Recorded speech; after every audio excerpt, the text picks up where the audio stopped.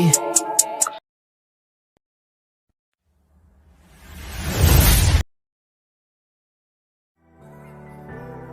Ayy.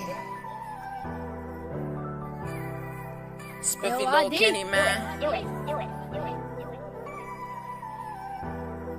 I say, Kick cloud, make it drop. so trapping hard, getting rid of them loads. Gotta go get it, the life that I chose. Better finger, fuck the cash and fuck on the hoes. Been through it all, I sold a million no's. Stack up a milli, got rich nigga goals. Stack up a milli, got rich nigga goals. I got rich nigga goals. I got rich nigga goals. So trapping hard, getting rid of them loads. Gotta go get it, the life that I chose. Better finger, fuck the cash and fuck on the hoes. Been through it all, I sold a million no's. Stack up a milli, got rich nigga goals. Stack up a milli, got rich nigga goals. I got rich nigga goals. I got rich nigga goals. Ain't always that place I started was on. So million notes from the land of the old. 1B a millionaire, got rich nigga goals. Nigga rich bros, my uterus gold. VVS in my 41mm, keep the pack strapped with a 9mm. My bitch bag, I do right shit, keep a letter right me, then I flip her over and beat her. Fuck me good, her shit wetter than water. Help me count up my way up for the morning. Switch my number pack, touchdown I'm gonna run through the loads, importer, exporter. Love when the number drop, my bag increase. Up and down like stocks, hate when it decrease. Play with cash, we pop up, these niggas DC. Can't escape my past, the trap shit and me. I turned out when I seen what you make on zones. Chasing bad, trying to get it till I jumped out the pool. Sell designer, why designer down, fucking with the lows. Make movies in the club every time I light show. I turned out when I seen what you make on zones. Chasing bad, trying to get it till I jumped out the pool. Sell designer, why designer down, fucking with the lows. Make movies in the club every time I light show. Trapping hard, getting rid of them loads. Gotta go get it, the life that I chose. Better finger, fuck the cash and fuck on the hoes. Been through it all, I sold a million no's. Stack up a milli, got rich nigga goals. Stack up a milli, got rich nigga goals. I got rich nigga goals. I got rich nigga goals. So trapping hard, getting rid of them loads. Gotta go get it, the life that I chose. Better finger, fuck the cash and fuck on the hoes. Been through it all, I sold a million no's. Stack up a milli, got rich nigga goals. Stack up a milli, got rich nigga goals. I got rich nigga goals. I got rich nigga goals.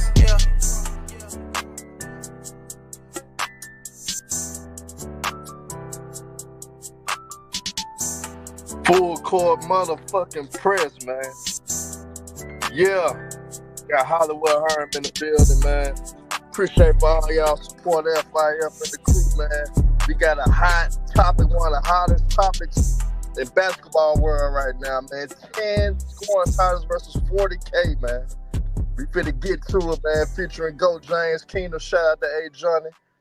Appreciate them for coming through. Hey, man, we gonna get to this shit. I'm letting y'all know now. I'm focused. I'm here. I'm ready now. Let's get this shit. We got the real topics today, man. We got to really get deep into that bag today, so go.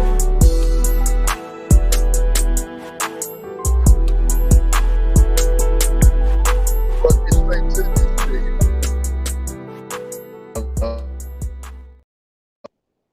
Real shit. Y'all get ready for this, man. Man, shout out to everybody, man. Welcome to Full Court Press, man.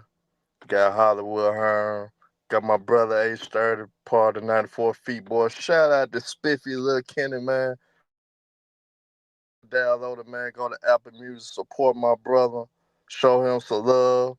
He be grinding. He be getting it in. He got a partnership with Quality Music. Show my brother with QC and them boys. Show him some love, man. Oh, yeah, take what palm we debating today. Part 2. It's 3 parts to it, but this is part 2 today.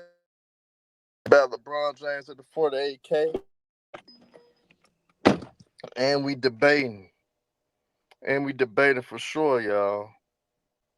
The 10 score titles of Michael Jordan alongside with Barry Sanders versus Emmitt Smith as well. We gonna discuss that. And I'm letting y'all know, it's deeper than rap with these discussions. It's the reason why we're doing these discussions. It's not the simple shit.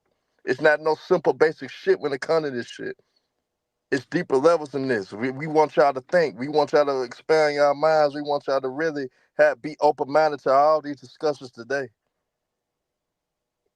It's deeper than what y'all realize, but y'all gonna see the best of Ajani, aka Go James Kingdom. Y'all subscribe to them if y'all not. Y'all show Go James Kingdom some love. They're some good brothers. But man, we finna get to it, man. Let's get this roll started. I'm hyped. I'm ready. We finna get to it. And yeah, I'm still LDBC, man. It's always LDBC. We never leave. We never gonna switch up, man. Still LDBC all motherfucking day, whether y'all know it or not. Lamont still LDBC. That's where he come from. So y'all remember that shit too, nigga. But man, let's get to it, man. I feel to bring H30 up and go James Kingdom up. H30 gonna explain y'all the rules of what we doing today, and we gonna get to it. Yo, what's good, chat? What's good, chat? Y'all know what it is. Y'all know why we here. Ladies and gentlemen, we're here for round two of the most epic rivalry going on right now between GJK's own Ajani and, of course, Hollywood Herm. Y'all know what it is. Like, no one troll better, no one talk more better shit, no one debates better than these two individuals right now. Now, like my brother Herm just mentioned, we are going over two topics. The two topics are: one, what's more difficult to achieve, the 10 scoring titles or the 40K plus career points in the becoming the all-time leading scorer? What's more difficult to achieve? That's topic number one. Number two, these gentlemen will also be debating who is better, Barry Sanders or Emmitt Smith. All right. And how are we going to do this? We're going to do this in a unique fashion. These gentlemen are going to have a dual topic debate, to which here's all the basic rules. Number one, the first two rounds, each gentleman will have 3 minutes each to explain their point and their side of the argument. All right.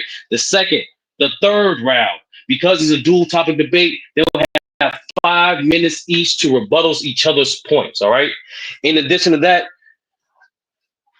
as to the gentleman's discretion, if they want additional 2 minutes to plead their points further after rebuttal round, they will do so. And last thing, most importantly, who's going to determine the winner? Who's going to have the responsibility and the mitigated courage to determine who's going to win this bout? That's you and I. That's you, people in the chat, me, myself, and two other judges in the backstage listening right now. So it's going to be, here's how the winner's going to be determined. It's going to be if you're familiar with battle rap, right? There's something called winning in the building and then winning on the internet. So in this case, in the building is going to be decided by the judges, myself, and two other judges have a majority vote to determine who wins today. And you guys, after this video in the comment section, y'all will give y'all opinion on who won the debate. And those total tallies from now to next week's show will determine who's the winner over the internet. All right. Now, I'm going to bring up Ajani to see if he have any comments, concerns, and he want to say anything else before we get started. Then we're going to go ahead. But where is he at? Where is he at? Hey, John, how you feeling, brother? Peace and blessings, y'all. What's good? Thank you for having me. What's good, Sturdy? Shout out to Hollywood Herm, a.k.a. Pee Wee Herman. Shout out to FYF. Y'all know what to do. Hit that like button. Hit that subscribe button. Check out the GOAT James Kingdom membership. We here to have fun on a Friday night. I mean, not even Friday night. I'm sorry, on Saturday night. We about to have a blast, man. This is great. We gonna talk about football, something that y'all never seen me do. We gonna have some fun, man. Shout out to Pee Wee Herman, man. He's always stirring up some shit just to get exposed. But we about to have some fun, man. Shout out to all the subscribers, all the members, to FYF and the GOAT James Kingdom platform. Y'all know what's up, man. Shout out to y'all, man. Appreciate this, man. We about to have some fun.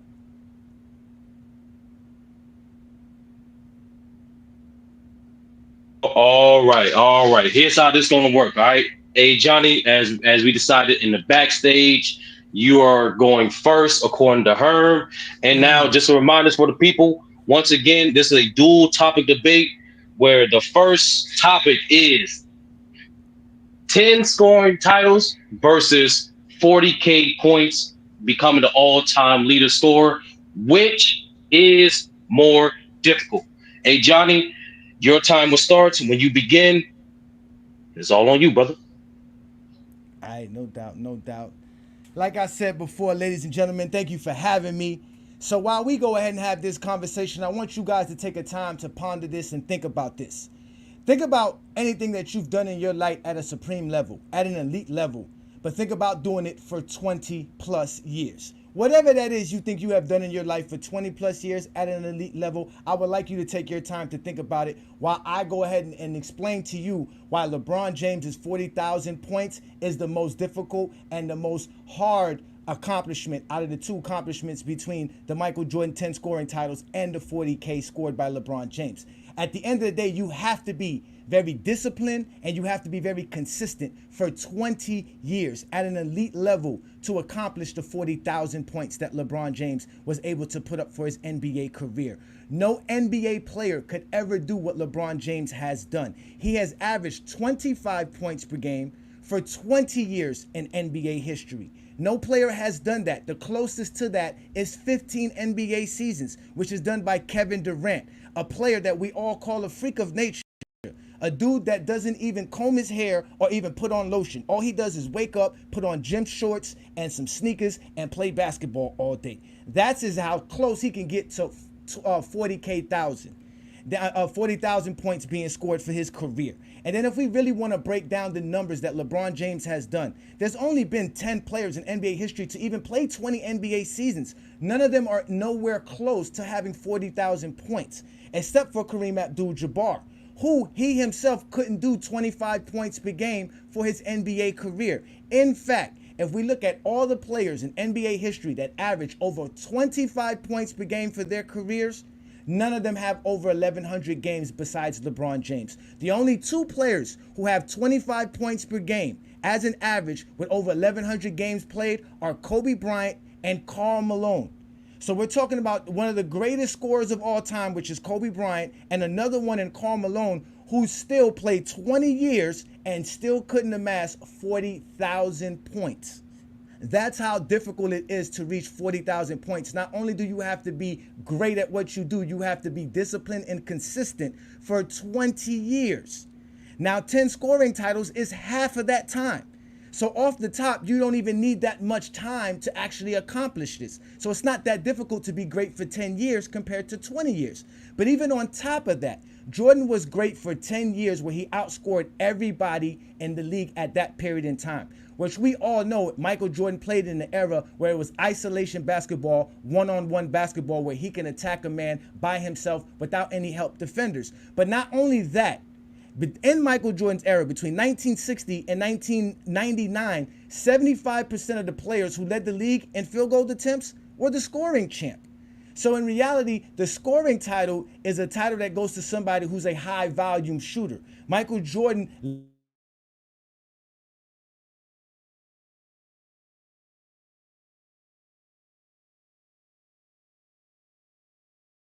I'm sorry, Johnny, I had to mute you, brother.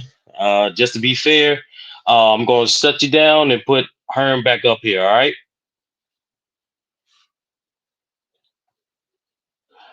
Herm, you ready?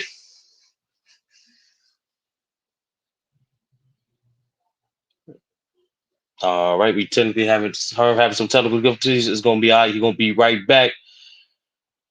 But nevertheless, hold on. Herm, you good now? Can't hear you. You hear me? I should be good now. Yeah. Can hear you now. So we're making sure. All right, let's get it. Well, I'm gonna expound on some simple mathematics to bring up to you guys how great the achievement of scoring is. Score. Um, when you look at what Michael Jordan achieved, when you look at the 10 scoring titles, um, in order to get to the 40K, I'm gonna let you guys know too. In order to get to the 40K, all you have to do is average 24 points per game or 2,000 points per season for 20 seasons. To get the 10 score 1980. Since 1980, you guys. Since 1980, I having audio difficulties, y'all. So my bad for that. So I'm gonna have to turn my camera on because I have audio difficulties. So hold on, Stir. I have audio difficulties. Do y'all hear me? Y'all put a one in the chat. Do y'all hear me? I having some issues. Y'all. Y'all hear me? No, we can hear you, Herm. We can hear you, Herm. Okay. Bet. I was doing something. My bad. My Wi-Fi was acting up, so I'm back good again. How many minutes I got left due to the technical difficulties. Right now, you got about 2 minutes left, brother. All right, man. Let's get back to it, man. All Simply, right. the average points per game to get to your 10 scoring title since 1980 is basically 31.6 points per game. That's what you basically had to average to get those 10 scoring titles. But ever since 1980, since the merger of the 3 point percentage, for the 3 point percentage, there's only two players that averaged over 31.6 points per game more than three times, which was Michael Jordan and Allen Iverson did. Allen Iverson did it twice, and Michael Jordan did it six times. But essentially, with the mathematics of it, it's more players that got close to the 40K than players got close to the scoring titles. Kareem Abdul-Jabbar was 5% closer to the 40K with the 38,387. Karl Malone, 9%. He was close to the 40,000 with 36,928. And with the scoring titles, though, the only person that's close to him is Wilt Chamberlain with the 7%, and the second closest to him is Kevin Durant and George Gervin before. So essentially, 30% and 60%, 30% away is Wilt Chamberlain, 60% away is Kevin Durant and George Gervin. 4 seasons that Michael Jordan retired, all he had to average within those two retirements, all he had to average was 23.5 points per game, and he would have got his 40,000 points. But unfortunately, that's what happened. But he would have got to it. But essentially, you guys, when you look at the totality of the 10 scoring titles compared to the 40K, it was more people that had an opportunity to get to the 40K. And with the elite of Luka Doncic right now, I can look at Luka Doncic on the track that he got. If he played 15 more seasons to average of 24 points per game, he would have 40,000. So, end of the day, the 10 scoring titles are just as impressive as the 40K. But it's more people closer to the 40K than people are close to the 10 scorer titles. Oh man, hey, it's over with. Start. I had technical difficulties. It's all good. It's all good. I'm bringing Johnny back up here. All right. Hey, Johnny, second round. The second round, just to remind you, it is who's better, Emmitt Smith or Barry Sanders?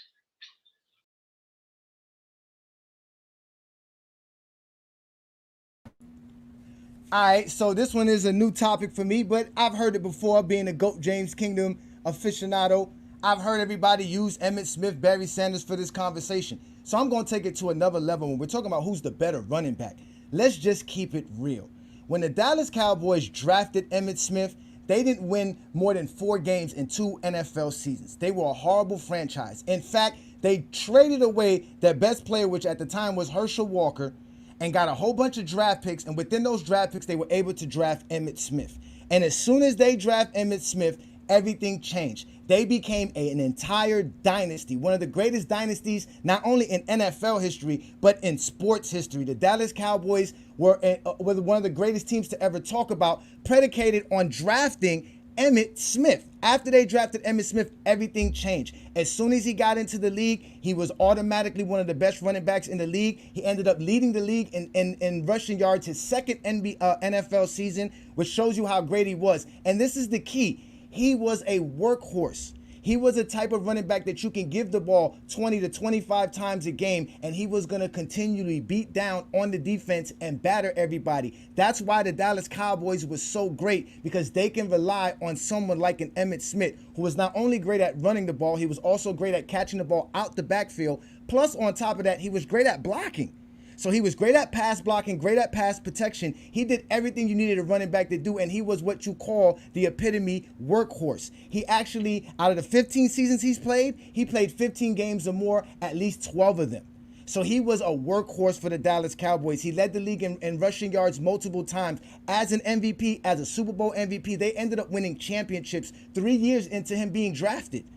Automatically, they were the elite team. 2 years after he got drafted, he was leading the league in rushing yards, leading the league in rushing touchdowns. He was the elite running back. Everything was predicated on him. So when we talk about being a great running back, it's Emmitt Smith. He was so great, so illustrious, so durable, so reliable that he was able to beat Walter Payton's record and hold the all-time rushing record. because he was that great of a running back. He was consistent. Barry Sanders couldn't do that. He was very elite, very elusive, but you couldn't run an offense behind Barry Sanders because Barry Sanders would get you in a 3rd and long. You're not going to be in a 3rd and long with an Emmitt Smith. Emmitt Smith's going to continually grind, get you 3-4 yards every time he touches the ball. He's going to break the defense down, batter them to the point he's going to break for a touchdown. He could run through you, he could run over you, he could run around you, he could run past you. Everything that we're talking about when you want from a running back, you're going to get it from Emmitt Smith. He had it in the up here. He had it with the physicality. He was just elite at all levels. Supreme running back. And that was because they drafted him and he ended up bringing a dynasty. You know how hard it is to repeat in NFL? That's what the Cowboys did in the 90s. We got a bunch of Cowboys fans today due to Emmitt Smith creating a dynasty off of his legs and running from that backfield with him with an elite I formation. We all know about the I formation. That's elite running back. That's what makes him better than Barry.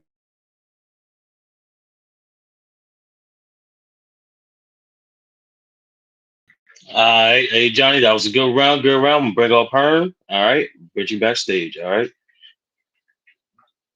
Barry's, let's Herm. get it. Hold on. Like as soon as you start, Herm, the time will start. All right. All right, let's get it, man. Barry Sanders only played 10 seasons in the NFL. He got 10 Pro Bowls or 10 All Pros within the 10 seasons he played. He got an MVP, 2 Offensive Player of the Year, 15,269 yards. He averaged more yards per carry than Emmitt Smith with 5 yards per carry, compared to Emmitt Smith's 4.2 yards a carry. That 4.2 yards a carry for Emmitt Smith is 129th all time amongst running backs, with Barry Sanders 5 yards per carry puts him 10th all time in rushing yards per attempt. Also with Barry Sanders, he also rushed over 1,000 yards all 10 of his seasons. Emmitt Smith did it for 11, but Emmitt Smith rushed over 1,000 every year. But average yards per year, uh, Barry Sanders Barry Sanders averaged 1,400 yards per year, with Emmitt Smith only averaged 1,224 yards per season in his career. But when he's speaking upon the dynasty of the Cowboys, they had the best offensive line of all time. 3 All-Pro linemen on that offensive line with Nate Noonan, Larry Allen, and Mark Tannini, with an All-Pro fullback and Daryl Johnson, well, Pro Bowl that I might add. With you got Troy Aikman, a Hall of Fame quarterback, and Michael Irvin, considered one of the best receivers to ever lace him up. So he was with a talented team, with a talented defense when Deion Sanders arrived. But with Barry Sanders, he only played with one Pro Bowler lineman, which was on Lomas Brown.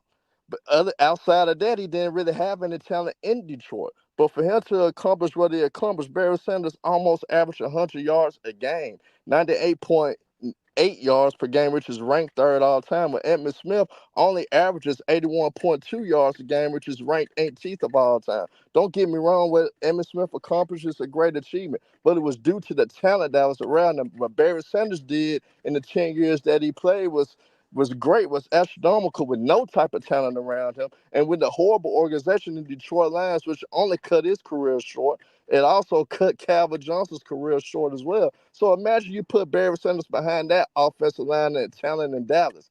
Hell, he probably would have shattered the record that Emmitt Smith got as well, because he would have been surrounded around the town with a talent, one of the best coaches of all time, with Jimmy Johnson. He would have had the playmaker on the outside, had a better quarterback in Troy Aikman, other than Scott Mitchell. Scott Mitchell couldn't even sniff a Pro Bowl. And end of the day, with Barry Sanders, it's just that he was just in a terrible situation. That's the difference. So we can't bring the team aspect accomplishments of the Cowboys and single-handedly giving to Emmitt Smith. End of the day, the game starts in the trenches. And the Cowboys had the best offensive line that you could ever put together of all time. So that's why he was successful as he was. Because you seen after he broke his 11 straight years of 1,000 yards, Emmitt Smith never rushed for 1,000 again after that. So it was primarily due to the Dallas not having the talent that they once had. But Barry Sanders, by far, is the best runner. Is the better running back than Emmitt Smith, due to he just a better talent, was more elusive, was.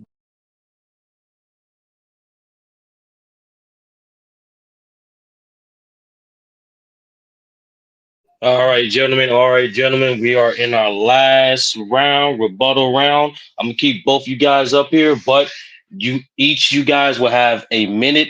I mean, 5 minutes each to rebuttal. Okay. So, hey Johnny, you first. Last round. Do you think?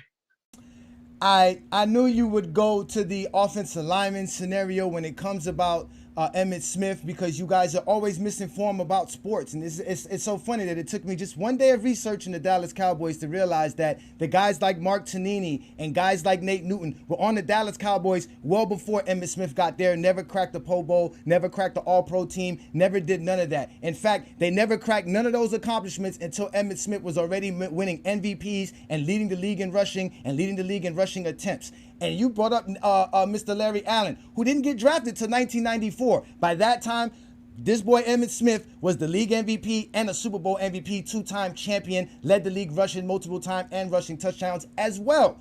So you're giving Emmitt Smith no credit for how great he was as a running back and how that offense, like I said, was predicated around him. That's why all those guys got those accomplishments, because everything was predicated around running behind Emmitt Smith, which you really couldn't do with Barry Sanders. With all those great numbers and accomplishments that Barry Sanders gave you, he never could make your offense go well because he couldn't do it on a consistent basis. Like you said, he only played 9-10 years. He couldn't even give you that. He quit because he felt they didn't give him enough to win. Why not? Because he couldn't really be that workhorse that you needed during that era to get you over the hump as an offense. He was not as good as a running back as Emmitt Smith was. Emmitt Smith in Detroit would be a good running back because he would get you the yardage you need on every consistent down. First down and 10 is going to lead to a second down and 5, second down and 6, not a second down and 8, and a second down and 11 or 12, which is what you're going to get from a Barry Sanders. You can't script the type of plays Barry Sanders was doing to make us love Barry Sanders for what he is. So you can't really have an offense predicated about him. So at the end of the day, this whole idea that Emmitt Smith was only running behind a Hall of Fame line is also lies. He made them Hall of Fame line. None of those guys were Hall of Famers until Emmitt Smith was breaking records. And at the end of the day, when you want to talk about somebody that has to average 25 points per game for 20 years, I just told you that. Kobe Bryant did that. He only has 33,000 points. Nowhere near 40,000 points. Kareem Abdul-Jabbar played 20 years, averaged 24 and a half points. He's the closest with 38. You talking about being close or not. In reality, Wilt Chamberlain would have been had well more than 10 scoring titles if he decided to keep scoring like he was doing his first 7 NBA seasons, where he racked up the most scoring titles till Jordan wanted to. In reality, if you want to have the scoring title, you just have to have the will and desire to take as much shots than anybody else. Once you do that, you have an opportunity to do it. And you just have to be able to do it for 10 seasons. Jordan had the will and the money to bet on himself to go ahead and win the scoring title every NBA season that he wanted to win it. Any NBA player could do that who has the skill and the actual ability, and that is great as Michael Jordan or as great as all these players that we mentioned. So that is very easy to do. It's not that difficult to do to win the scoring title or to do it for 10 seasons. But to be great for 20 years at anything in your life is almost impossible. I can guarantee you, you have not found nothing yet during this whole debate that you've done for 20 years straight at an elite level. And that's what GOAT James has done. For 1,500 games, he's averaged 27 points per game. Go look up anybody who averaged over 1,400 games for their career. That's only like 11 players. They're nowhere near him when we're talking about the amount of points and the amount of durability and the amount of consistency. And again, discipline. You have to be disciplined for 20 years to be able to do this and accomplish this. The person who's going to do this is not even born yet. That's why it's the most difficultest thing to do. We can't even fathom the individual that's going to get 40,000 points outside of LeBron James. That person doesn't exist yet. Matter of fact, that person's parents might still be adolescents as we're talking. That's how difficult it is to be 40,000, the greatest scorer of all time. 10 scoring titles is easy to do when all you have to do is just take a bunch of shots. That's not difficult. There's nothing stopping players from taking a bunch of shots. But there's so many dynamics that can prevent you from being great for 20 straight years plus. So that's why it's more difficult to do that. At the end of the day, GOAT James did the most difficult achievement in sports history, 40K. That's the new numbers, ladies and gentlemen. Take it home with you. All right. He left some time on the clock, but hey, Johnny feels confident. Hey, Johnny does feel confident. Herm, this is your rebuttal round. And I just want to remind you guys once again, up to if the guys want, if the contestants want, they can have the option to have an additional 2 minute round if they want to. Okay, but Herm, 5 minute round, your time will start when you start talking. When it comes to the Barry Sanders and Emmitt Smith aspect of it, Emmitt Smith at the 10 years, his first 10 years that he played, he only got 12,237 yards in his first 10 years. Barry Sanders was at 15,269 yards with no type of talent in Detroit, and it's only 10 years that he played. When you play 10 years, was an All Pro, all 10 years that you played, that lets you know how special you are. Detroit Lions is not a historic franchise that get the great talent, that get the great players to be put in a great system. Why I think Calvin Johnson retired? But amongst that, when if Emmitt Smith was so great, why he's ranked 129th in yards per carry all time? Why is he ranked 18th in yards per game all time when it comes down to that? But now, furthermore, we gonna go down to the LeBron James and Michael Jordan debate with the 10 score ties for 40K, which is both unbelievable achievements. If 10 scoring ties was so easy, why nobody else came close to it with the talented scores are in today's league, especially like a unicorn like Kevin Durant. He only has four, tied with George Gervin. Not even close to the 10 scoring ties. Will Chamberlain got seven. I remember Walt Frazier when you brought up that if Will would have kept scoring. I remember Walt Frazier just said this. If he had to choose his GOAT, he would choose Kareem Abdul-Jabbar because if he wanted to, he said Kareem Abdul-Jabbar could have had 50,000 points if he had the mentality that Will Chamberlain has. So when you bring those things up, you downplaying the accomplishments of what Michael Jordan did at that time. The man that went on the span to win 7 straight scoring titles before he retired after the '93 season. And straight up, it's not easy to average over 31 points per game because over 31 points a game to achieve those things. Because if it was, believe you me, LeBron James would have done it. Any other player would have been done it by now. Would have these guys keep up with records. How these guys feel like they just as skilled as the older players that play the game. So end of the day, it is more feasible with today's league, where how the flow of the game is now, that players can achieve that status with the medicine that is out there, with the examples of LeBron James. Somebody may follow his trend to be dedicated to the game. They may be consistent with playing 70 games a year, averaging 24 points per game, and doing that in the 20-year span to get to 40,000 points. You could do that only playing 70 games. You could do that only averaging 24 points per game. So end of the day, when it comes to scoring titles, you got to average over 31 to get there. Luka Doncic just this past season averaged 33 a game. And Joel Embiid for 2 straight seasons averaged over 30 per game to get his scoring titles. So for the most part, outside of Westbrook in the early 2010s, only averaged 28 points per game to win the scoring title within these last 10 years. So it takes a lot to win those scoring titles. And most of the time, people that do lead the league in scoring, they compete. They win on a high level. They actually make the playoffs. They do make their teams competitive. They do make their teams better with their elite scoring. So to downplay that is crazy to me. So with all these years of great players, great talent that came through the league, why nobody has reached that achievement of 10 scoring titles, I mean. It just took LeBron James to finally break Kareem. And like I said, Walt Frazier said Kareem Abdul-Jabbar could have had 50,000 points if he had the mentality of Will Chamberlain. Because he was unselfish. He played team basketball. He sacrificed as well. So we can't downplay all these players' accomplishments. So if I might add, I think it will be harder to reach 10 scoring titles than 40,000 because with how the game is played today, players may be able to play longer now.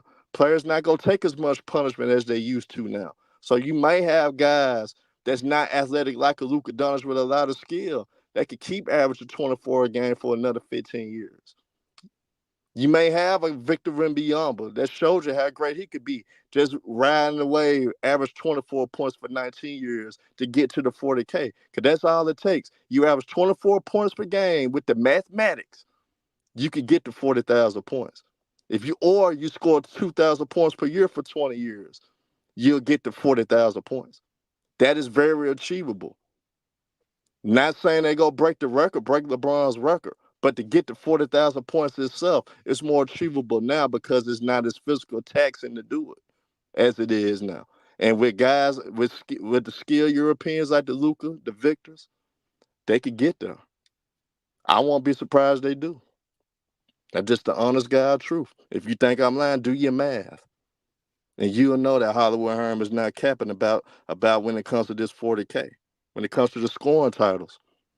Tell me when guys don't average over 31 to get there. But it's All right, all right. Hey, Johnny, would you like an additional 2 minutes? Seems like a Uh, Johnny. Yeah. yeah, yeah. You know what? Yeah, let me go ahead and do that because I'm still perplexed by his idea of anybody can get to All 40K. He right. just brought up some All right. names. Let me put you on the solar screen. When you start talking, your time will start. All right. All right. So, like I said, man, we are talking about what is more difficult. As we both understand, this is a very great accomplishment by both guys, and they're more than likely none of these accomplishments are going to be achieved in our lifetime. But we're asking what is more difficult to do. Again, he's naming players that cannot play 20 years straight at an elite level. These are guys that are not going to be able to compete. For you to be able to do what LeBron James has done with reaching 40,000 points, you have to be elite at what you do, which is scoring at the game of basketball, and do it while the game is changing. We're talking about 20 years, which is 2 separate decades, which you're probably talking about 3 separate play styles within the game of basketball.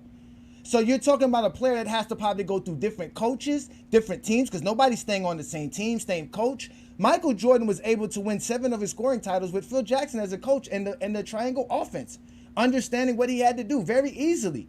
So it's not that hard to do what Michael Jordan did because, again, Michael Jordan had the will to do it. He wanted to do it. He actually begged his coach to let him win the scoring title. He said it himself. All I got to do is average 32 points and I can win the scoring title. And nobody in his era could even score that well because nobody was allowing their one player to take as amount of shots that Michael Jordan was taking and as be as efficient as Michael Jordan was on top of that. But at the end of the day, all you have to do is shoot the ball a lot. And any player can do that. All the players that he named that he claims that can do 40,000, they all can shoot the ball as much as Michael Jordan did, which basically is more than 2,000 more shots than the next best man at taking shots to get 10 scoring titles. They just got to play 10 years. But can you do 10 years or can you do 20 years? If I told you got to do 10 years in prison or 20 years in prison, which one's more difficult? So you got to be, again, to do 20 years, you have to be durable, you have to be productive, you have to be elite, and you also have to be disciplined.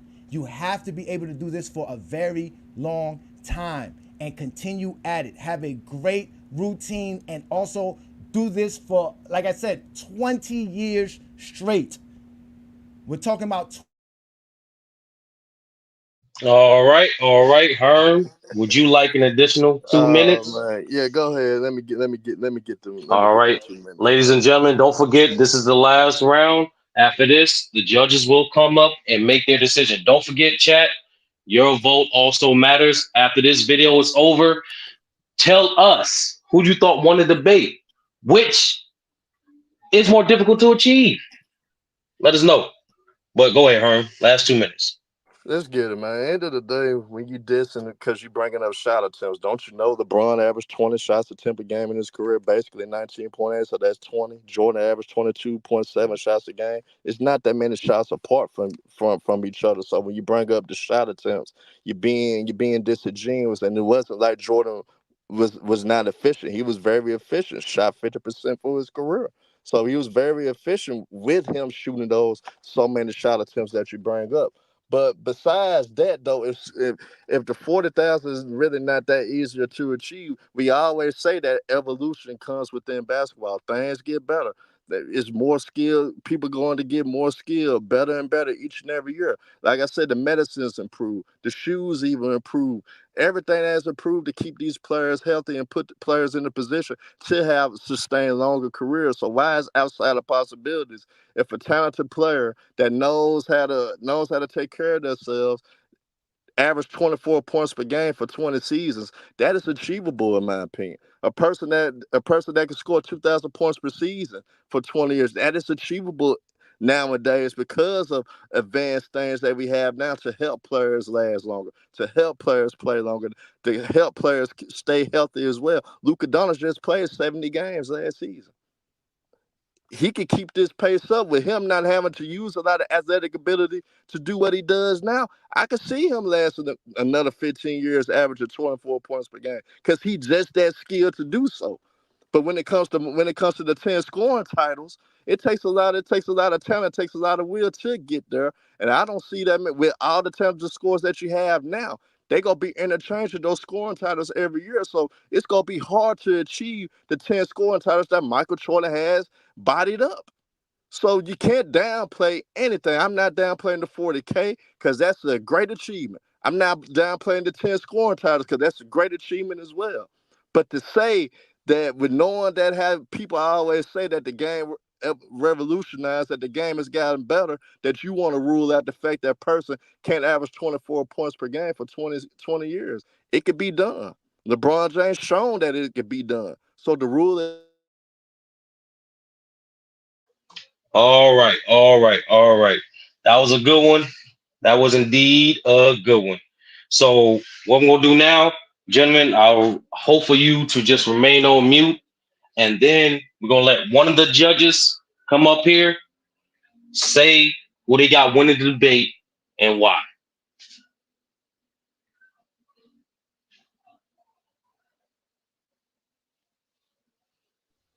We Brandon, you there? You ready?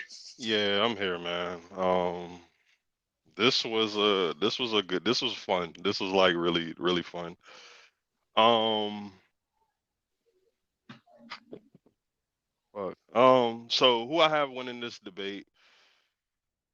I'm gonna go with Goat James on this one, where I think the Barry Sanders and Emmett Smith debate was actually more entertaining than the Michael Jordan and LeBron debate.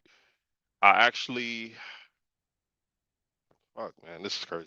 So all right, anyways, Ajani won this debate. Um, and I just feel like he made more valid points. I think Herm kind of lost me when he said all you had to do was just average 24 points for 20 years, like that was an easy feat to do. He lost me on that part right there. Johnny just came in with more facts, and yeah, bro, go James one, bro. Damn. All right, we appreciate your opinion, rebranding as usual. But what we're gonna do, I'm gonna drop the link, and we'll also allow a couple other people to give their reactions. And depending who comes up here, if I decide that you are unbiased and you just listen to the debate that you just heard, you can count as a judge. But nevertheless, I think it was a great debate by both gentlemen. They both said that if you listen to rebranding, they also said some things that were actually low key, like we didn't know before. Like there's little nuggets in there, especially with the like I do agree with you. The Emmitt Smith and the Barry Sanders was, I think, more interesting. It was definitely more closer. Yeah. But as we do that, I'm gonna break up the I mean, second we judge. talking about the Great Mm. Wall of Dallas, like that to me was a valid point when you look, and I'm a Cowboys fan. So even when you're looking at it, it's like Barry was doing what he was doing, and he didn't have the coach around him. He didn't have that offensive line, the Great Wall of Dallas. He didn't have, Michael Irvin. He didn't have Troy Aikman.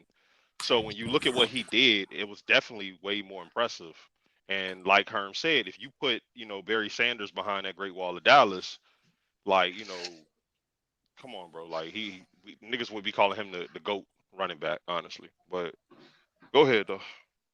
All right, we got P5, our other judge. Sturdy, my guy, Sturdy. I missed the first debate. I missed the first one completely. So I can't judge that one.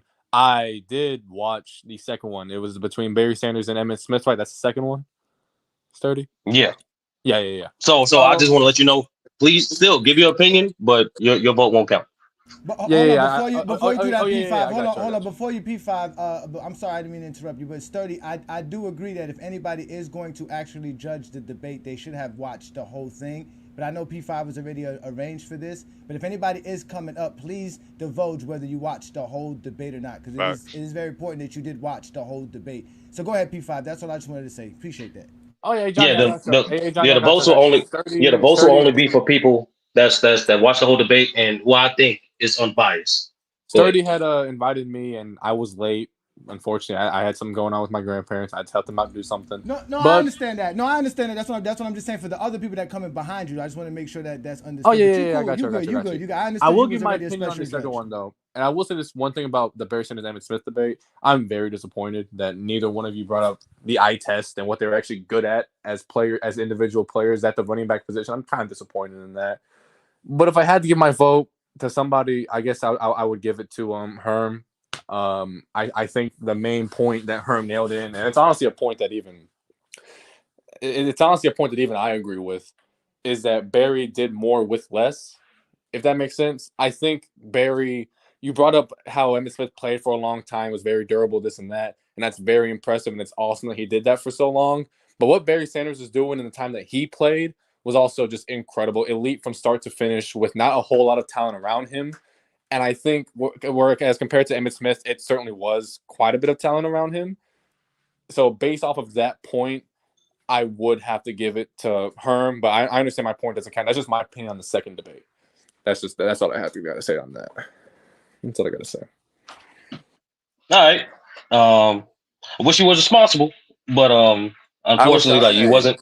It's unfortunate. I wish you was responsible as sick. What you want me to do? But I think it's unfortunate. You know what I'm saying? When your grandpa needs help putting up a ceiling fan, I chose to help my grandpa put up a ceiling fan. It's unfortunate though, bro. I should have been here. My bad, Sturdy. I told you I'd be here, but I wasn't. That's on me. Hey, Sturdy. I feel you. Hey, Sturdy, real quick. Yeah, Sturdy, real quick. So this is like this. It should have been like 3 topics because honestly, to be real with you, I feel like Herm won to Barry Sanders. He just lost to LeBron. The LeBron topic. So like. That's where I feel you with Brandon. But like respectfully, you gave your judgment. I'm just trying to make sure we try to get opinions and votes as passed off as possible. But I don't want you to sway no more votes, respectfully. But we're gonna bring up a guy that I think is a special guest as well, and might see next week on a trilogy if it goes Herm's way. But B Lee, how you doing, brother? How you doing, man? What's good, guys? Did you see the debate? Yeah, I saw everything. What did you think of the debate and by both sides, and who did you have winning objectively? I'm disappointed in both of them.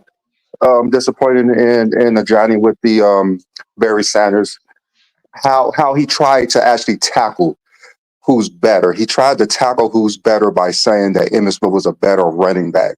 You couldn't give Barry Sanders the ball on certain possessions when Barry Sanders was clearly the best running back when they played during their time. He has more all pros when they play together. He has more yards per carry, more yards per season. So the way he tried to tackle how Emmitt Smith was better as a running back left it easy for Herman just to take it and pounce on him. So Herm got that one with the Emmitt Smith and Barry Sanders one because Johnny just tackled it the wrong way. You cannot say Barry Sanders was handicapped and Emmitt Smith was on the same playing field with his team, which was full of Hall of Famers, coaches, linemen, receivers, quarterbacks, compared to Barry Sanders, who was just out there running for his life and doing things no one has ever done in the NFL before. So that one I gave to Herman, and with the scoring titles, I gave it to Johnny because the way Herman tackled that one as well. He was saying that you have to average 31 points per game to get the scoring title. When Michael Jordan was winning scoring titles, who was averaging 31 points per game? No one. So that's irrelevant to why Michael Jordan had those scoring titles.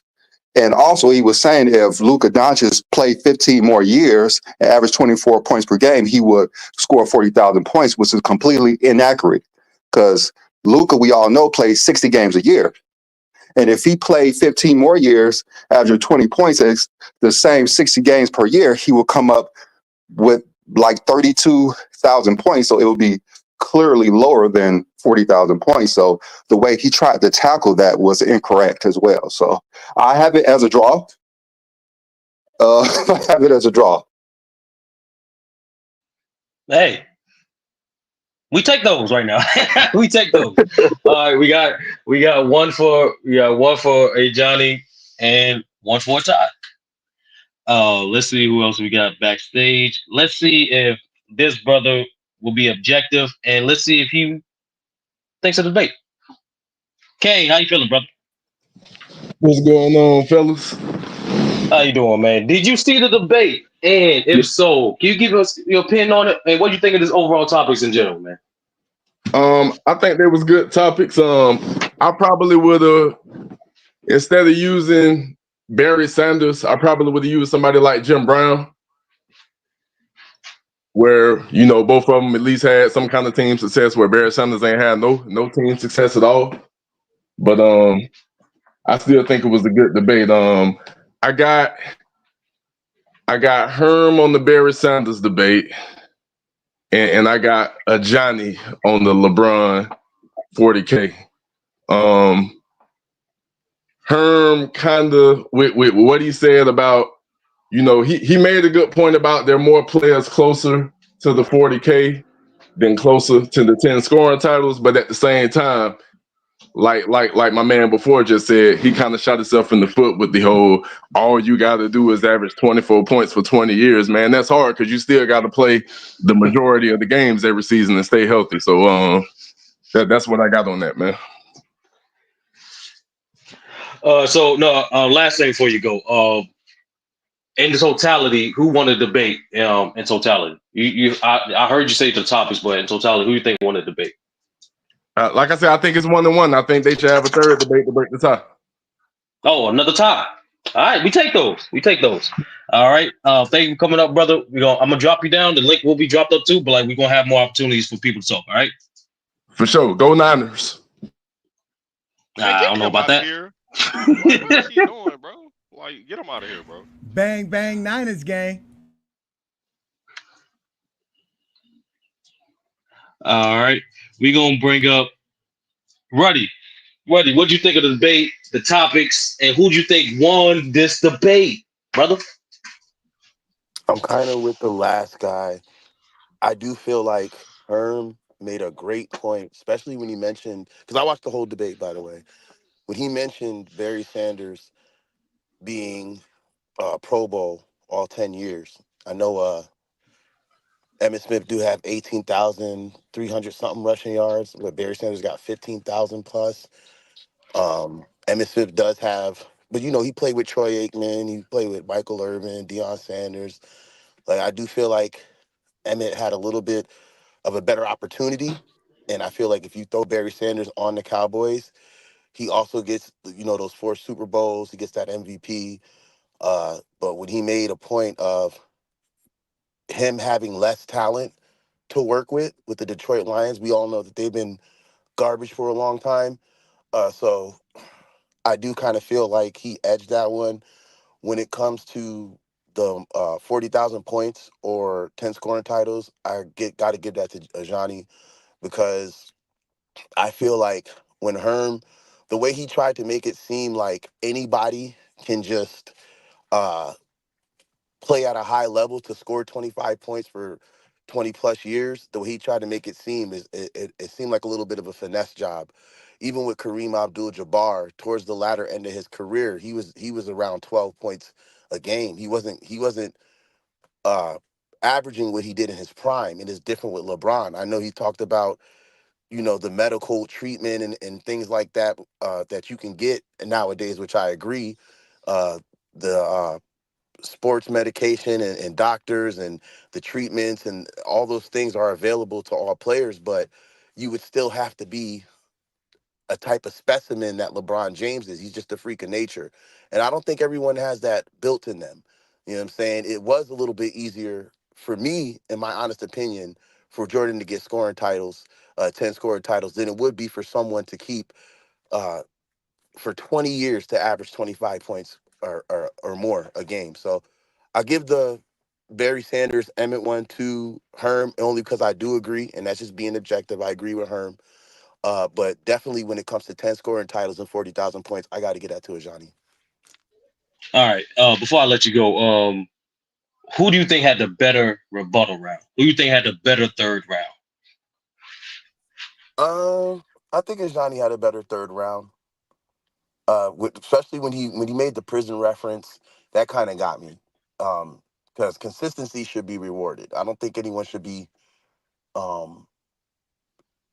downplayed or criticized over their consistency. So I think the rebuttal round goes to Ajani as well. All right. All right. Thanks for coming up, brother. I'm just gonna put you backstage. I'm not gonna kick you out. Just we're gonna come up after the deliberation is done. All right. So honestly, the next brother I'm gonna bring up, he's not gonna be objective, but his opinion is always welcome. It would definitely be entertaining. Twin man, brother, how you doing, man? Did you see the debate? How did you think of the topics and who you think won the debate, brother? Hold on. Does his vote count? First things Did you first. see what I just said? The level of disrespect to sit here and say I will not be objective is insane, bro. I'm actually very objective. And I'm about to surprise you with my take. So I watched the entire debate.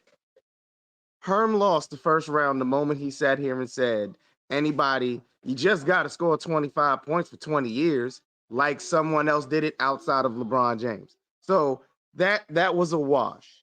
The second round was actually close, but I gave it to Herm. I understood his Barry Sanders argument. Barry Sanders really was running for his life in that backfield and had to really make something out of nothing in Detroit. He eked out Ajani a little bit in the second round. Now, if we're going to the rebuttal round, both rebuttal rounds were good. But the only reason why I'm giving it to Ajani is because, again, of what Herm said in the first debate about the 40K and 10 scoring titles. That's it. So the overall debate for me, I have to give to Ajani. If I'm scoring each round objectively, first round went to Ajani, second round, Herm by a hair, rebuttal round, Ajani got it.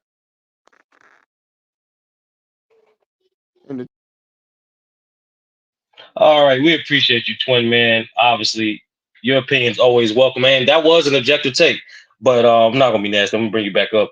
But I overall, simply put, I think Johnny won this one. I think it was definitely a great overall debate. Obviously, Herm lost the first round, not only with the technical difficulties, but like Johnny overall had better structure to his argument. And everybody said on the panel too, Herm, when you introduced the saying of it just takes 20 years average 24, I get your premise of what that led to, but regardless, that's still a hard thing to do. And there was a point where Johnny did say that you didn't really have a rebuttal for, which was the fact that the amount of years you have to play, in addition to the amount of availability you have to do to score those points, you didn't really address that point. When Johnny brought up the fact that only reason LeBron was able to achieve 40,000 points because he's one of the most healthy superstars we've ever seen. But I think you did win the second round.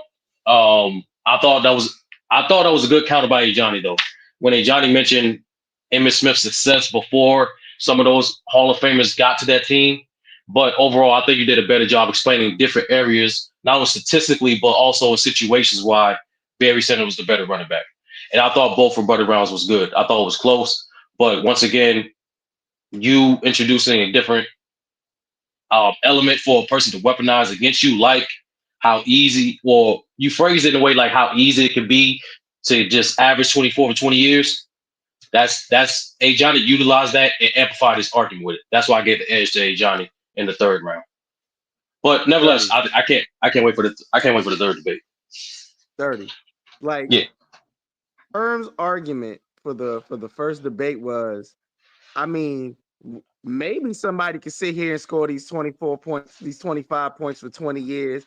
I mean, someone definitely going to, like, no, we haven't seen it. You see what I'm saying? Like, his entire argument in the first debate was very hypothetical and narrative driven to make That you wasn't think all that said, Nah, bro. that we about to that, hold but on. What quick one, it man? was hard.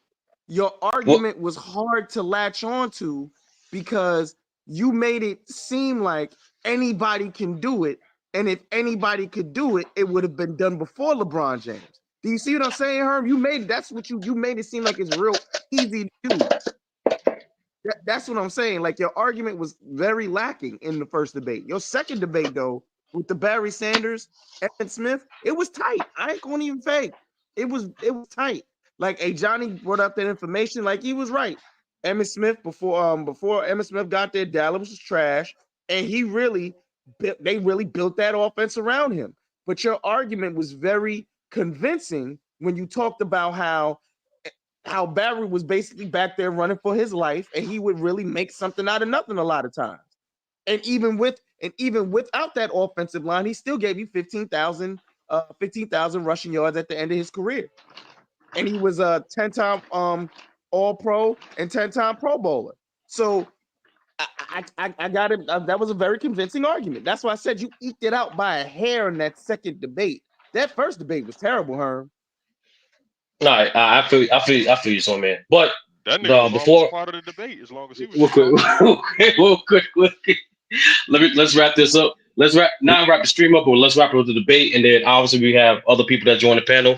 We do want to have their opinions heard as well, and I want to propose a question to the entire panel in the chat after those two gentlemen give their opinion. But first things first, hey Johnny, Hey, you sir, are. can I say something that I didn't include on when I Oh, was go ahead. talking the first time? So I didn't go over the third one because I just went for the first two rounds. I forgot about the rebuttal. So like Sturdy and me are kind of the same in a certain way that when we hear inaccurate stuff, we like kind of cringe. So so when Herm kept saying about Luca averaging 24 for 15 more years, he'll have 40,000 points. So he kept harping on that in the third round as well. So if we're just and Johnny was like quick with the Barry Sanders stuff. He kind of gave that round to Herman anyway. So he just, repeated some of the stuff that he said prior. So, but with that third round where Herman keep harping on this inaccurate information, you've averaged 31 points per game to get the Y'all know scoring Luca title. played 70 games And this if year. Luca played 15 more years, but he's averaging 65 games a year. So you're thinking he's going to average 82 games a year, which is not accurate at all. So if I did have to do round by round, it would be Ajani because he won the first and the third round. And Herman kept harping on this inaccurate information in the third round as well. All right, so right That's why I now called it 2-1. we're gonna let a Johnny give his opinion. What's your opinions on this debate, brother? How did you feel, and how does it feel to be the winner, at least in the building? Like I said before, ladies and gentlemen, there's two voting processes. There's in the building and there's across the internet. So after this stream is done, we need you guys in the chat and future people going to watch this debate after it's done to put your vote in the comment section. Those votes will be tallied, and the winner of that will be announced next week's show. But go ahead, Johnny. Let us know how you feel, brother. All right, no doubt. Thanks for all y'all takes and all y'all great points about the debate. Again, shout out to you, Hollywood Herm, man. This was a great opportunity, and obviously talking to Barry Sanders things was a big thing. Now, obviously, it looks like no one could debate Barry Sanders. Y'all just are fixated that Barry Sanders didn't have no help. He couldn't do nothing. Blase, blah blah blah. He pointed out some elite offensive linemen, which I stated before. Larry Brown was drafted in 1994, and by that time, Emmitt Smith was already an elite running back. This guy, Mark Tunney and Nate Newman, were on Dallas Cowboys 3, 4, 5 years prior to Emmitt Smith being there. Didn't make a Pro Bowl, didn't crack anything elite, wasn't considered a Hall of Famer. In fact, Mark Tunney is not even a Hall of Famer. That's one of the names that Herman threw out. But y'all are fixated with this idea, no matter what or how great Emmitt Smith is, that is all due to being a Dallas Cowboy and what was surrounding him. So there's really no help for anybody who thinks Emmitt Smith is a great running back, because at the end of the day, everything that they did was predicated on him. He had everything working. He was so great that if you had Madden 95, you whooped anybody's behind because you had Dallas Cowboys running that sweep. He was elite. He was elite. And as far as running the ball, he was better. He was better at running the ball. Basically, the offense, here it is. We're going to run these plays. We're going to run our strategy. You just hope Barry Sanders breaks for a 60-yard run and get you a touchdown. But you can't run your whole offense around him because he's not going to get you consistent first downs on a consistent basis. It just doesn't work that way when you're just breaking tackles and running between 6 people to get 10 yards. Come on, man. Like, that's what he was doing. That's elite. That's great. That's highlight film stuff. But Emmitt Smith was a durable workhorse running back. Like, that's what a 90s running back was supposed to be. And that's what Emmitt Smith was. Other than that, it was a great debate. Again, I won't ever debate football again, so don't ask me. Did you just give yourself a crowd laughter? All right, Herb. We're going to let you give your opinion, man. How you feel about the debate? How did you feel during the debate? And what's your reaction to take another first L? round, I had those technical difficulties, but outside of that, though, they focused on the Luka thing, but that wasn't a whole damn argument. I gave mathematics to the fact that the difference between people being close to the 10 score titles and people being close to the 40K, and like when A. Johnny brought up the fact what people said about Will Chamberlain, if he was more aggressive. This is the same thing that Walt Frazier brought up about Kareem Abdul-Jabbar. They brought up the same thing with Kareem Abdul-Jabbar. If he actually had Wilt's mentality, he probably would have had 50,000 points. So we can't bring those hypotheticals to the you know what I'm saying, to the game. But it was a great debate overall, man. For us with the Barry Sanders and Emmitt Smith, he had everything around him. He had a Whoever Pro playing Bowl that music on fullback. that broken HP laptop, cut that off. Yeah, somebody playing something. But but he had an all-pro fullback. He had the offensive line. He had the playmaker Michael Irvin, which was crucial on them third downs. He had a Pro Bowl quarterback of Troy, and arguably had the Bill Belichick of coaching before Bill Belichick and Jimmy Johnson. So he was in a great situation. And when you bring up Nate Noonan and there was there before Emmett got there, that's true. But those were guys Jimmy Johnson was building that team from scratch when he came there in 89. So you got to remember how terrible they was in 89. Man. So, man, it's all good. But that was terrible audio right there, man. Yeah, whoever played that on a broken HP laptop, shame on you. Shame on you. Yeah, those guys are rude. That person is rude. But nevertheless, thanks for y'all contributions to this debate. I think this is an interesting argument, though. No, I really think this is an interesting argument. But regardless, we didn't hear Casual's Ishmael's opinion on the debate.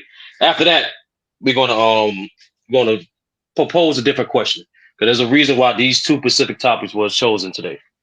Well, Casual, what do you think of the debate? Come on now. You know that is not why I'm here. I don't give a shit about this debate. Go ahead, Corey Baxter. Nah, shut up, nigga. Because I'm actually here because you. So Ishmael, I need your opinion on the debate. Every last one of these persons that got on this platform gave their opinion on the debate. If you didn't see the debate, just say that. But don't be like, nah, I'm gonna waste people's time and just not say anything relevant. We've been talking about nearly an hour. So I'm gonna bring this brother back up again. See, we're gonna give it another try.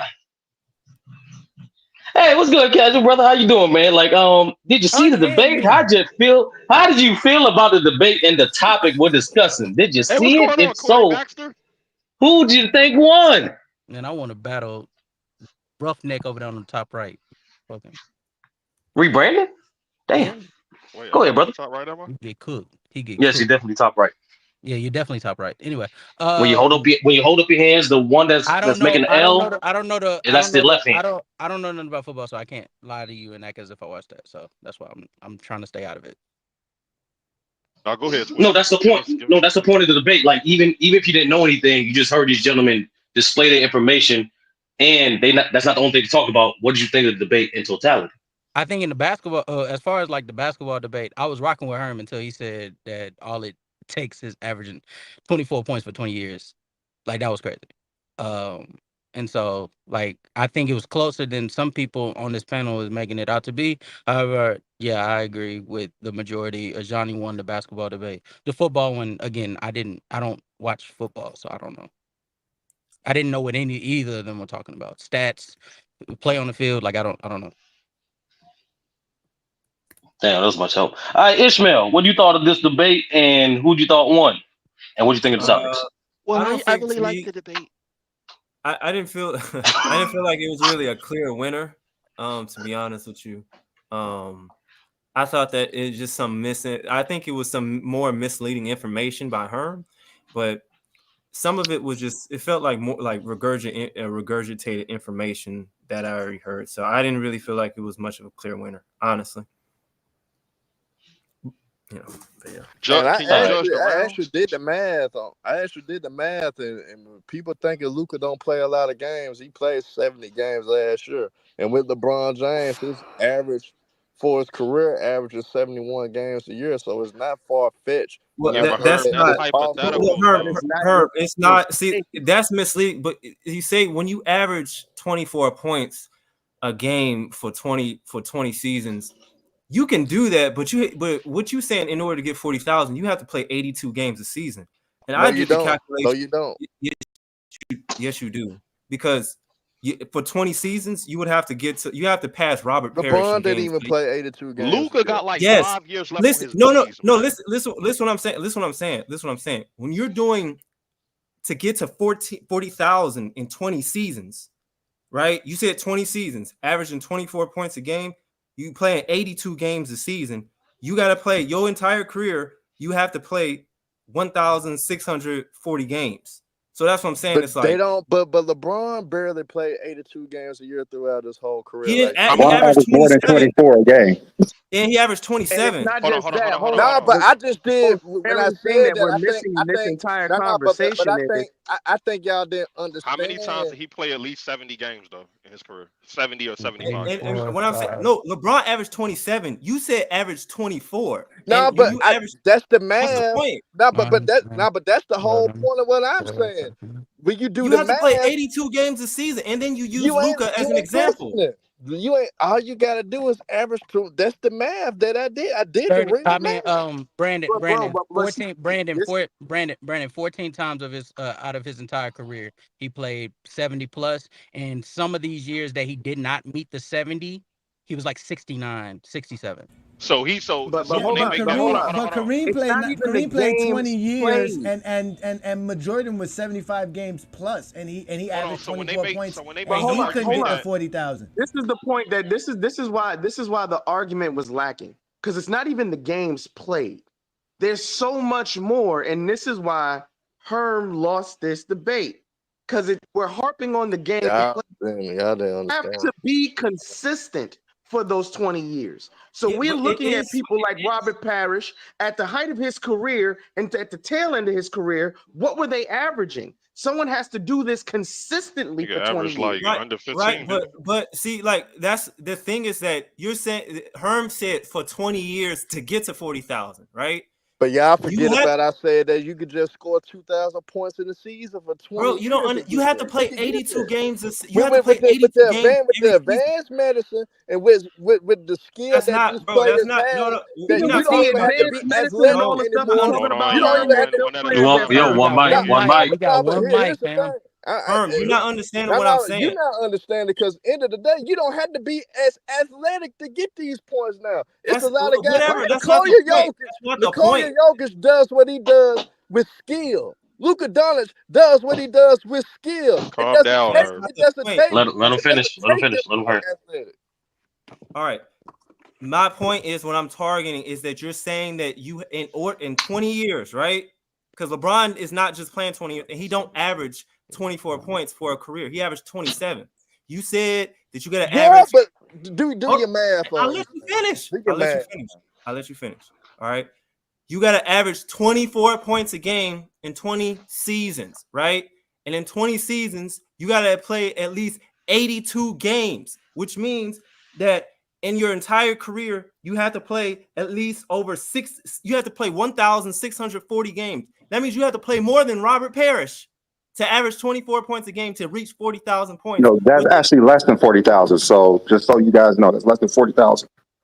Or I did. I'm just saying. Okay, I did the calculation. and what's crazy? You have to play 1,064, 640 games. You have to. You can't even take a break, bro. But you know what's later crazy, on the Billy? panel? You know what's crazy, Billy? I'm No, looking no, no. He's right. He's right. No, I'm looking at it. I'm looking at it right now. Like, so what Ishmael Beasley is right. So I just did the 24 times 1,640 games that Ishmael's talking about. You still short of 40K. You end up with 39,360. So even if you would have played 82 games, I got 24. No. That's 24. No, that's 24. Again, that's what happens when you trust the math of Zesty Jeffries. They out here lying. They can't do the math. They can't even do the math. I just I got 24.3 at least. So but there's no 0.3. There's no 0.3 points in the NBA. So averaging 24 points a game. I mean, I guess, okay, if you want precise, then yeah, it's not going to be 40,000. If you want 24, exactly, yes, you have to get 24.3. So that's why I did. You have to be LeBron Ramon James, born in Akron, Ohio. That's the only way you're going to get 40,000 That was my whole point. That's what I'm saying. You got to be healthy. You got to be healthy. You got to be efficient. You got to be durable. There's too many variables. For someone to sit here and decide, you just got to do this for 20 years. That's crazy. Also having like outlier years as well. Y'all, it's got to be one at a time. We can't. It's a lot of y'all. I wanted to address Herm on this because like today's scoring title is like you don't have to play a lot of games to win a scoring title. You can play 58 games. Nah, you got to play 60 games, man. Like 65, it's not. It's 65. That guy 65. implemented this past. I thought it was 58. No, Ishmael's right. Even prior to this, it was 58. Like when the NBA changed the to order to obtain the scoring title. Oh, that's the award. That's the award. No. Listen what I'm saying. In 69 and 70, that was the first time they changed from totals to points per game. Also, during that time, you had to at least play 58 games. Right. But you had like Jordan wasn't playing 80 plus games. Outside of those crazy seasons like 99 where there's only 50 games, you had to play that percentage of games in order to qualify to be official in the stat record book for leading that league in scoring. Also, I tried to see. I don't know if I got this right. I tried doing some calculations, and I tried to see. Okay, who averaged 24 points? Why are we doing calculations? Can we please stop with the math? No, but like let Ishmael land there and casual go. Okay, what I did was I saw that the only person who averaged 24 points a game over 1,500 games is Kareem. 1,400 games is 3 players. 1,300 games is like 4 players. 1,200 is about 5. 1,100, I think 6 or so, and 1,000. The more games every 100, the less people it is that average 24 points. So that's why I wanted to point out that I feel like Herm was misleading on that. No, but you could do the same thing with the scoring titles though, because if that's the case, it was so easy to achieve. Not what I'm saying. Not what I'm saying with the elite scores that are in today's game, with the elite talent that's in today's game. It's going to be hard to achieve 10 scoring titles because you got great scorers like SGA. Had to go against a guy with Luka. Have to go against a guy with Joel Embiid and guys like that that can score the ball, putting the ball in the hole. So it's going to be harder to obtain that.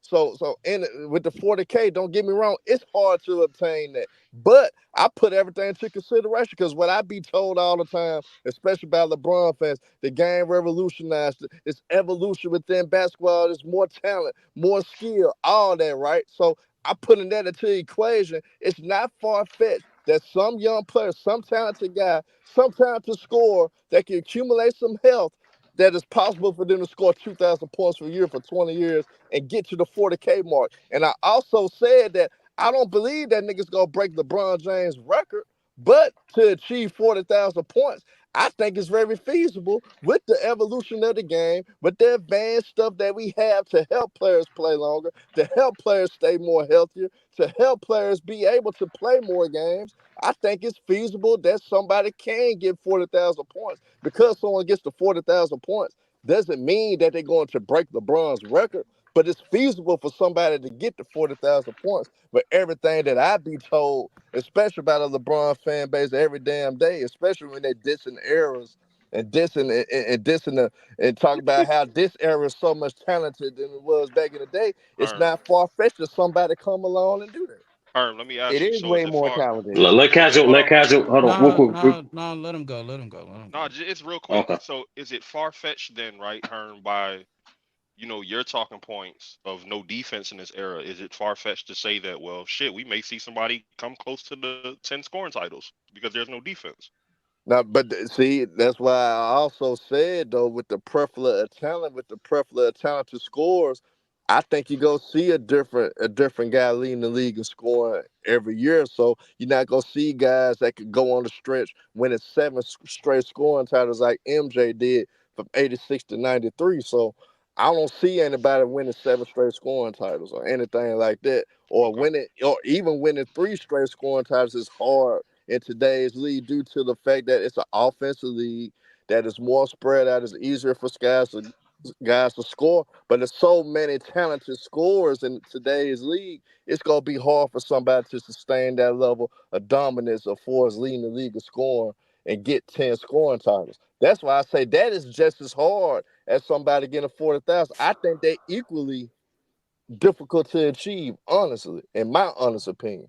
But it is what it is. All right. All right. Back to you, casual. No, it's just I don't think anybody's arguing that that is difficult that is easy for you to be able to get 10 to 11 scoring titles. I think what everybody is like hung up on is just you making it seem as if it's easy for you to get 40K.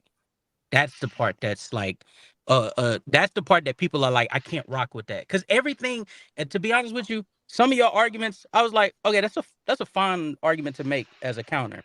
It's only when you decided to switch all and go completely left wing and say all you have to do is average 24 points for 20 seasons. Like, one, that's easy, and two, like, that's factually correct. That is like that's the part where I was like, I can't let you slide with that because that's just factually incorrect. Oh, I wanna put in perspective too. Say if a person came in and they averaged 30, right, just off the gate, talented score, average 30 out the gate, right. For them just to get 40K, they have to play at least 1,334 games. Hey, can I say For this those real who don't quick? know, for those who don't know, that's about top. That's top. That's like number 17 in all time games played. Yeah. And they're not letting them come straight out of high school no more neither. So that's gonna be a factor too. Yeah.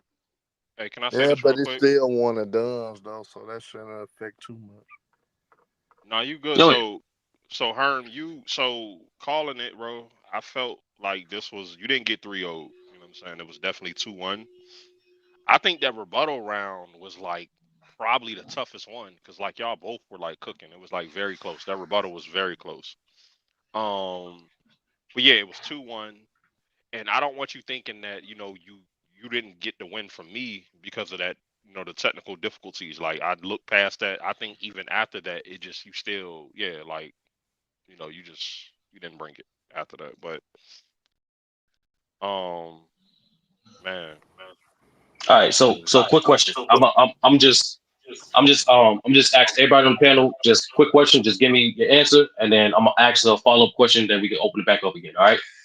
So obviously, Herm thinks Barry Sanders is better than Emmitt Smith. Rebranded. Your personal opinion, regardless of debate or not, who do you think is a better running back, Emmitt Smith or Barry Sanders? Barry Sanders. Ruddy, who do you think is a better running back, Emmitt Smith or Barry Sanders? Emmitt Smith. Who do you think is a better running back, Ishmael? Emmitt Smith or Barry Sanders? All time Emmitt Smith. Twin Man, who you think is better running back? Emmitt Smith or Barry Sanders? I plead the fifth. I ain't asked you that. We ain't in court. Who you think is a better running back? Emmitt Smith or Barry Sanders? Regardless of debate or not, who do you think is a better running back? It's hard, man, but I gotta give it to Emmitt. Emmitt by a hair. Mm-hmm. B. Lee, who you think is a better running back? Sanders or Emmitt Smith? Just better running back. That's Barry Sanders, but all time is Emmett. Who's my brother name in right there? Kane. Who's a better running back? Sanders or Smith? So For sure. I agree with him. Bet he said Sanders, even though you lagged out there. So you notice, right? The different answers is about 50-50 in terms of who you think was better, right? But just like you heard from the debate and your personal knowledge of these both these great athletes, what is the difference in logic? Like, what are you emphasizing to? Let's start with B. Lee. B. Lee, why do you think Barry Sanders is a better running back than Emmitt Smith?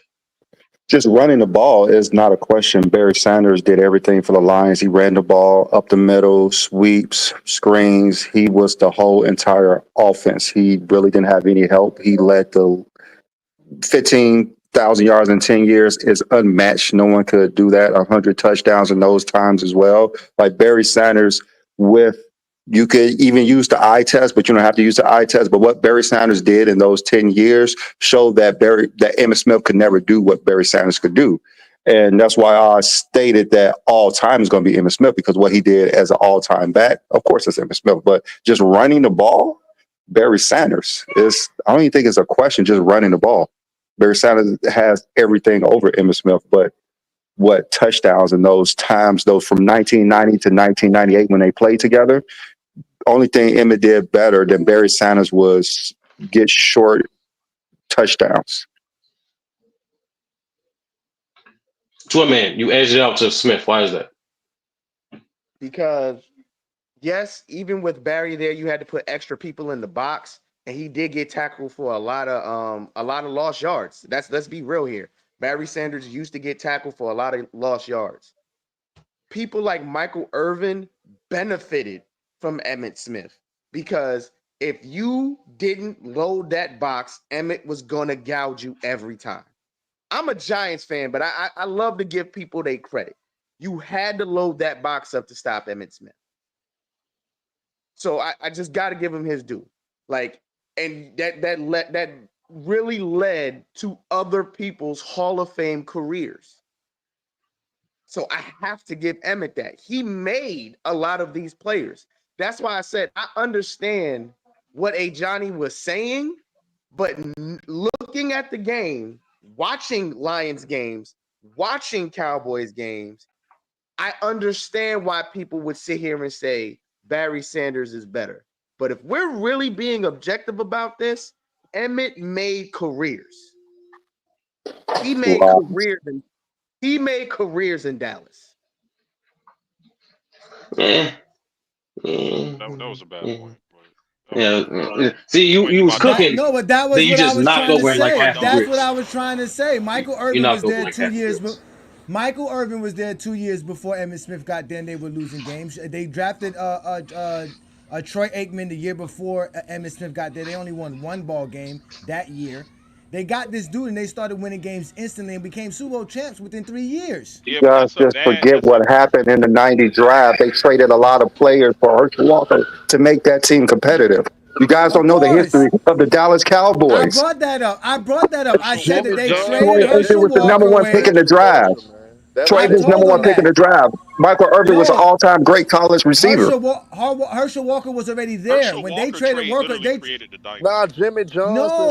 made that move, bro. Troy Aikman was there, and he played his first rookie year with Herschel Walker on the team in '89. They traded Herschel Walker in '89 for all those draft picks, and Yeah, within when one Jimmy of those draft Johnson picks, first they got picked there. Emmitt Smith. They didn't That's pick Larry Allen until 1994, and they already had Nate Newman or they had whatever the the dude is, best Newman, fullback in and football. Mark Tunnelly, what this guy was mentioning. Yeah, but Other than Ajani, that, they were They got not the a best team. fullback in football this is at hold the on, but this is time as what y'all well. keep trying to do. Y'all keep trying to say that Emmett, and I'm a Cowboys fan. Y'all keep trying to say that Emmett made these people, right? Like when has it ever been that the running back made the offensive lineman better?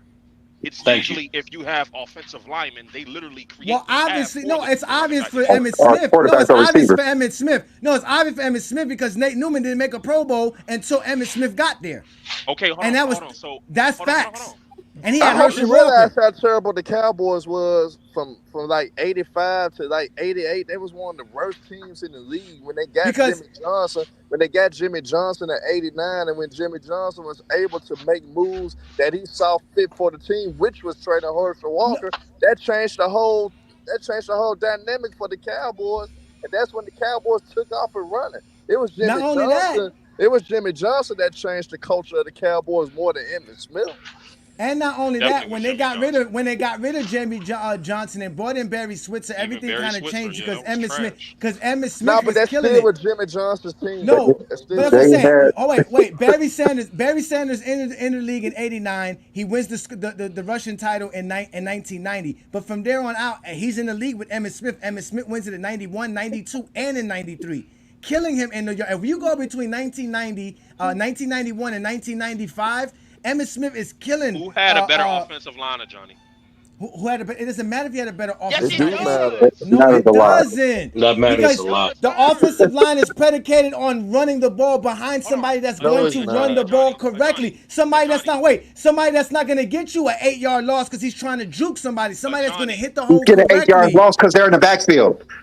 No, Ajani. it's not Hold because on, hold they're on, in the hold on, hold on. backfields because Yes, he they're in the doesn't know. backfield. No, because he doesn't know how to hit the hole every time Barry Ajani, and get Sanders to hits a a you 3 lot to repeating yards. hold. yourself, bro. Barry So Sanders hold That's hitting on. holes. crazy. So A And lot of we're talking emo. about a guy man, that led the league in rushing I'm attempts immature. it's and in crazy. touches. He led the league in No, rushing Ajani, attempts Ajani. and in So touches and basketball is your scrimmage thing. yards. Ajani, basketball is your thing, right? But even if we're using the logic, anytime we talk about quarterbacks, niggas now all of a sudden understand the importance of an offensive lineman, right? So Your why is offensive it the line is same way when we go back into the 90s and we talk about Emmitt Smith? He can't get those yards if they can't get those blocks. So it's like you're sitting here, you're downplaying the importance of that offensive line. So that's what I'm saying. It's like if we're talking about who is the better player, and then you want to talk numbers and you want to talk But stats and stuff It's like that, Barry you Sanders have to stats. ask the question: Barry who had the Sanders better line? doesn't have no line. He has an offensive line. He had professional offensive linemen blocking for him. That's how he was able to run for Professional. 15,000 That's what you yards. want to do, Johnny? No, Professional. but but again, the guys that you're Hey, talking Johnny. about were not elite. The I'm reason those guys were making Pro Bowls was because Emmitt Smith was Hey, running for hey, hey, 1,500 I yards. hate, I hate, And, I and, I'm hate tapping to out. do this, y'all. Emmitt Smith had an all I hate to pro do this, tight though. end, running back, receivers. He had Alvin Harper, who was a really Yep. good receiver. He had Troy Aikman. Speedster. Like the dude had an offensive Predicated team that was around running the amazing. ball. You could not, Predicated around running the ball. No, you no, Play could no, run the action. no. ball when All you that have was all those all play weapons. actions. No, it's You no have all those weapons. weapons. I, You're going to run I the gotta ball. hit Johnny with something, man, because really it's deeper than why we did this discussion, because we hear certain talking points in basketball that we Longevity. ignore. We ignore all Ooh. different factors. Nah, hold on. We Mm-hmm. ignore all different factors and try to pinpoint that why we try to give certain players all the credit, and we diss the teammates, or we discredit the help that was around them.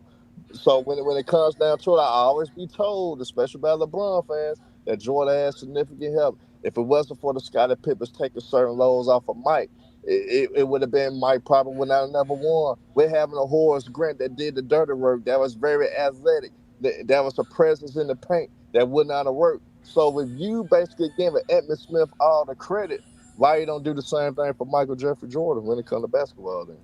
Because the offense and everything predicated for the Chicago Bulls wasn't around Michael Jordan. They wanted to pass the ball to other players.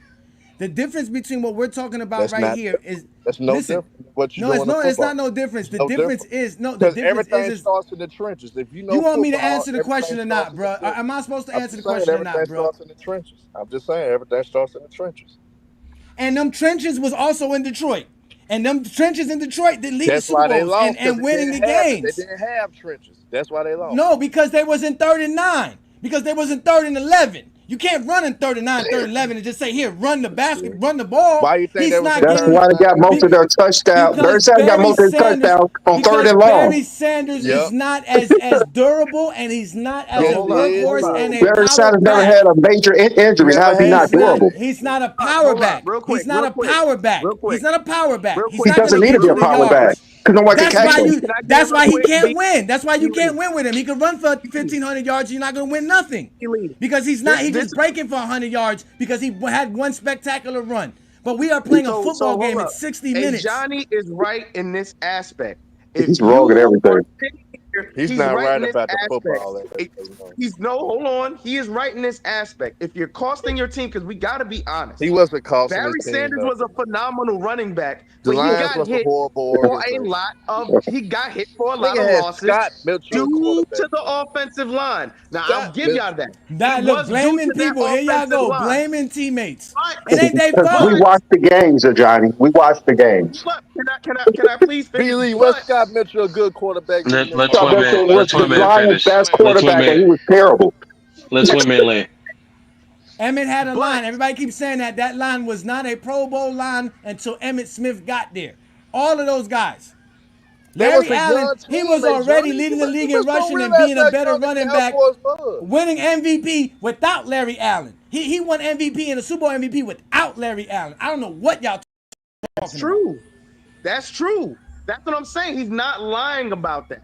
I don't know what y'all talking about. Oh wait, Mark Tanini didn't make a Pro Bowl to 1993 or 94. Your boy Nate Newman, he was playing in NFL for 6-7 years and didn't make the Pro Bowl to 1993, 92. These guys were not making the Pro Bowl or doing anything before Emmitt Smith got there. They had Herschel Walker and they wasn't making the Pro Bowl.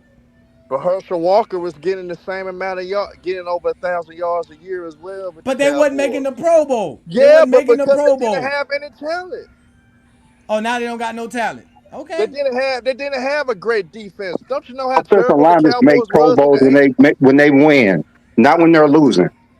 Right. Listen, and you talking about them not having talent. The Herschel Walker trade literally led to them having the talent. It gave them Me handing the ball off to Barry Sanders obviously ain't winning, and they ain't getting me no draft they picks made to win. The so I ain't winning with Barry Sanders. Playoffs off of Barry hold on, Herm. This just exposed something, and I will say this: this debate exposed my hypocrisy, and I also think that it exposed Ajani's hypocrisy because anytime when I'm talking to LeBron and Jordan debate, I champion longevity. And now here we are with longevity with Emmitt Smith, and I'm not sticking to the longevity thing, but Ajani also is now he's bringing up winning. We don't ever really hear Ajani bring up winning when we talking, Jordan, LeBron. So now this debate really just exposed a lot of hypocrisy. Why do y'all keep thinking we never bring up winning when LeBron James is a 4-time NBA championship, 4-time Finals MVP? When do he has the most playoff wins, the most series wins? What are you talking about? Listen, when people are talking about winning, right? Because in this instance, they're talking about success. Yes. Right? Because Barry Sanders he wasn't as successful as Emmitt Smith.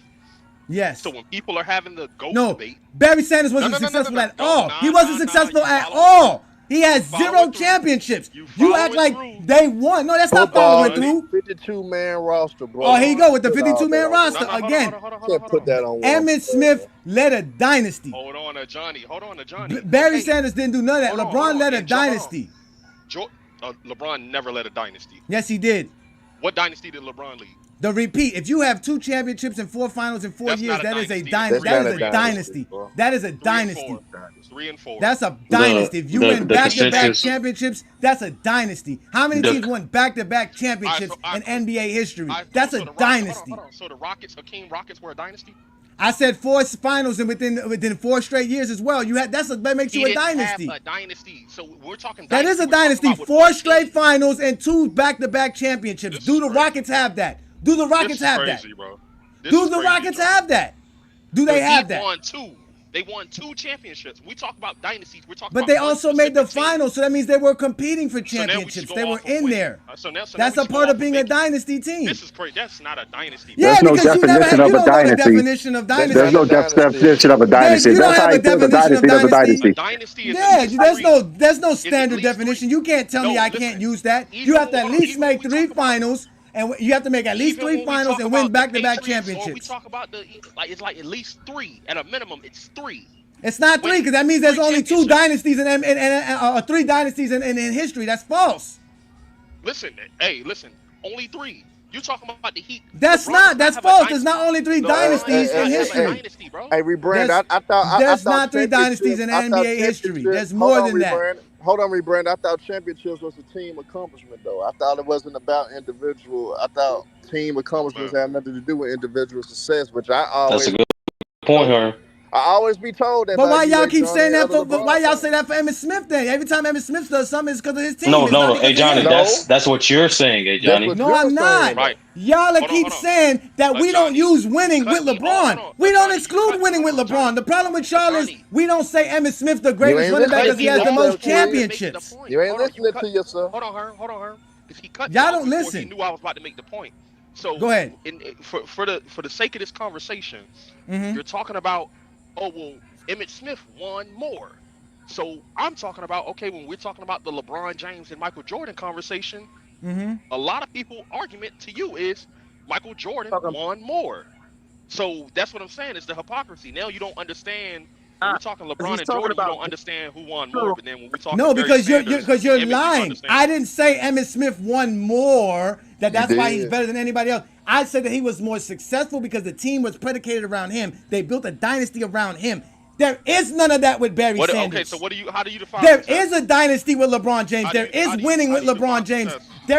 There is no more just winning more. That's not all about it. That's what you fail to realize. You want to use just stats to say Barry Sanders is greater than somebody that also has the stats plus the winning. I don't see you doing that in any other conversation in any other sport world. It's LeBron crazy, has bro. won, plus he has the stats. What is the Johnny argument? is a zesty Jeffrey tonight, y'all. I Like, mean, let the Jordan people got the reflect stats on and this. he won too. Those are facts.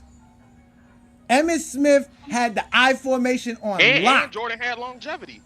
Yeah. Oh, we all know that, and we all know it's lacking. A lot about Jordan's career is lacking. Wait, hold on. No, hold on. Let's think about it, right? So he won more.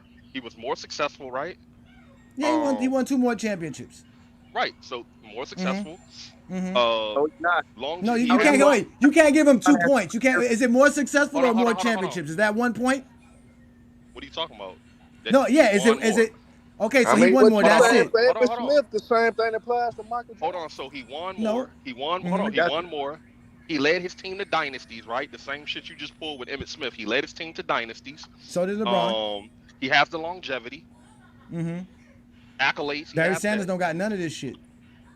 Barry Barry Sanders Sanders definitely got longevity. He got 15,000 yards. What? How you don't He have got the accolades This on is A-John. crazy, bro. what? 9 years is longevity. 10 Yeah, years. 9 years. 10 years. 10 years. How you be an all-pro 10 years. Nine. player It's for 10 years. decade- It's 10 a years he decade played. 10 he years played is 10 definitely longevity in any 10 years. profession. I just want to make If you sure, do 'cause I was anything told- for I 10 was years, told that's 13 longevity. years. I was told 13 years from Zesty Jeffries ain't longevity. I was Well, told 15 there's no years Zesty ain't Jeffrey up longevity. here.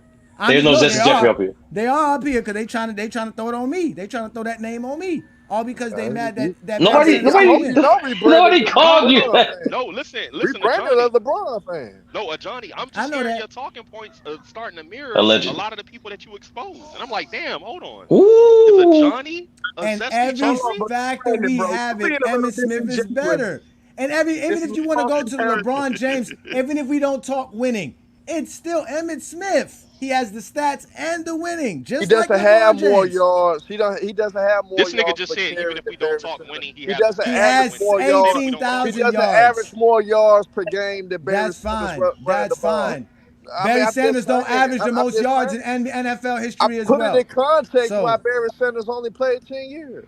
Put it It's in fine. context He don't have how horrible the 18,000 organization yards. that the Detroit Lions was. They even forced Calvin Johnson to quit too, an all-time great receiver. You don't say that about Cleveland. I'm sure you don't say that about Cleveland. I mean, Cleveland had deep playoff runs without LeBron James before in the 80s. They In can't the have 80s no and deep 90s. playoff runs Yeah. when you ain't got a They workhorse had like deep Emmitt playoff Smith. runs in the 80s and When 90s. you ain't got a Why you workhorse don't? like Emmitt Smith, giving the ball 25 Yeah. times, he's Yeah. gonna grind you in there. By Hold the up. fourth quarter, your Can I whole point defensive something out? line is tired, huffing and puffing, because Emmitt Smith Can I running point something left out? and right. When someone's saying winning, it doesn't necessarily mean we're not talking about just the Super Bowl or the finals. That's what We're he's talking talking about being about. able to win games. So we're talking about winning games as well. Y'all immediately just go to Super Bowl. How So many a years is running. that? So How it's many only years one. is that? But see, if y'all know football, I'm gonna put it to. I only see one running back. I only seen one because I can't count Jim Brown, even though they said Jim Brown did the same thing. This player I for the name did. What Oh, Adrian Peterson did for the Vikings. Emmitt Smith wait didn't a used to minute. do what Adrian Peterson did for the Vikings. They used Hey, to where have you getting 9 this in the from? box. They used to have 9 in the box on Adrian Peterson because they knew that's the only offense the Vikings had. And Adrian Peterson still got their ass to the playoffs. He still is MVP. He still led the league in rushes. Still Ah, had the most rushing attempts. At the end of the day, he did not have any talent in Minnesota. If he had talent in Minnesota, Minnesota probably would have been a Super Bowl contender team. no, So hey, go back up, Sturdy. I Put that never back up, seen Sturdy. anybody at the running back position had a year like Adrian Peterson had. So end of the day with Emmitt Smith, when you got guys like Michael Irvin that was crucial in third downs for the Cowboys, when you got a quarterback in Troy Aikman that don't make mistakes, that won't turn over the ball, that's not turnover prone, and you got speeches like Alma Harper on the other side of Michael Irvin, you got the And don't best forget Dallas Clark. yeah, Dallas Clark, one of the best tight ends, and he was a top 3 tight end in the league year after year. You got the best fullback in the NFL You got Moose, with John Wycheck, however you say his goddamn name. Daryl Johnson Moose. Yeah, Darryl Johnson. Yeah. So when you got all And that, don't Johnny. forget about the defense. Don't forget about the Oh, best defense in the league. Charles Haley, Leon Lett, Deion Sanders, Ken Norton Jr. They was deep. It was real. Darren Woodson. For Those someone to say that Emmitt Sound like the Smith did not have '96 any Bulls. talent, you did not watch football in that era, Johnny. That I didn't say he didn't have any team was talent. That's amazing. not what I said. Again, I That team keep was saying amazing. what. Again, I didn't say that. I just said the team was predicated around him. They built the team around him.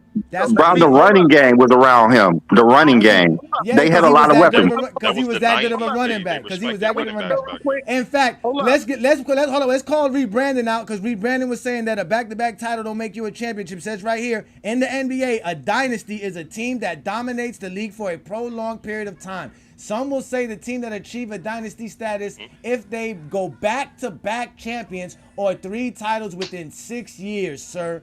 So thank you for bringing up your subjective take, but it was scroll enough. down on the examples. They're gonna have the Houston Rockets. I mean, we got Boston, who's a dynasty. The Pistons was a dynasty. They never won 3 titles in a row. I never So said 3 in. Hold on, I never said 3 in a row. I said at least 3 within 4 years. That's what I said. You don't got that from Boston. you don't got that from Detroit. So So Jordan the never Spurs faced not a a dynasty dynasty in his then? whole career, if that's what you're saying. And So LeBron what did. about the Spurs? The Wait, hold on, Spurs never went back to back. Hold on. So you saying Jordan? And You the said Spurs Jordan never won never had 3 a in 4 dynasty? years, neither. Jordan never went up against a dynasty. That's what you're saying. Now Is Duncan that won what you're 3 in saying? 5 years. Duncan won 3 in 5 years. Hold on, let me. I need to speak to my lawyer.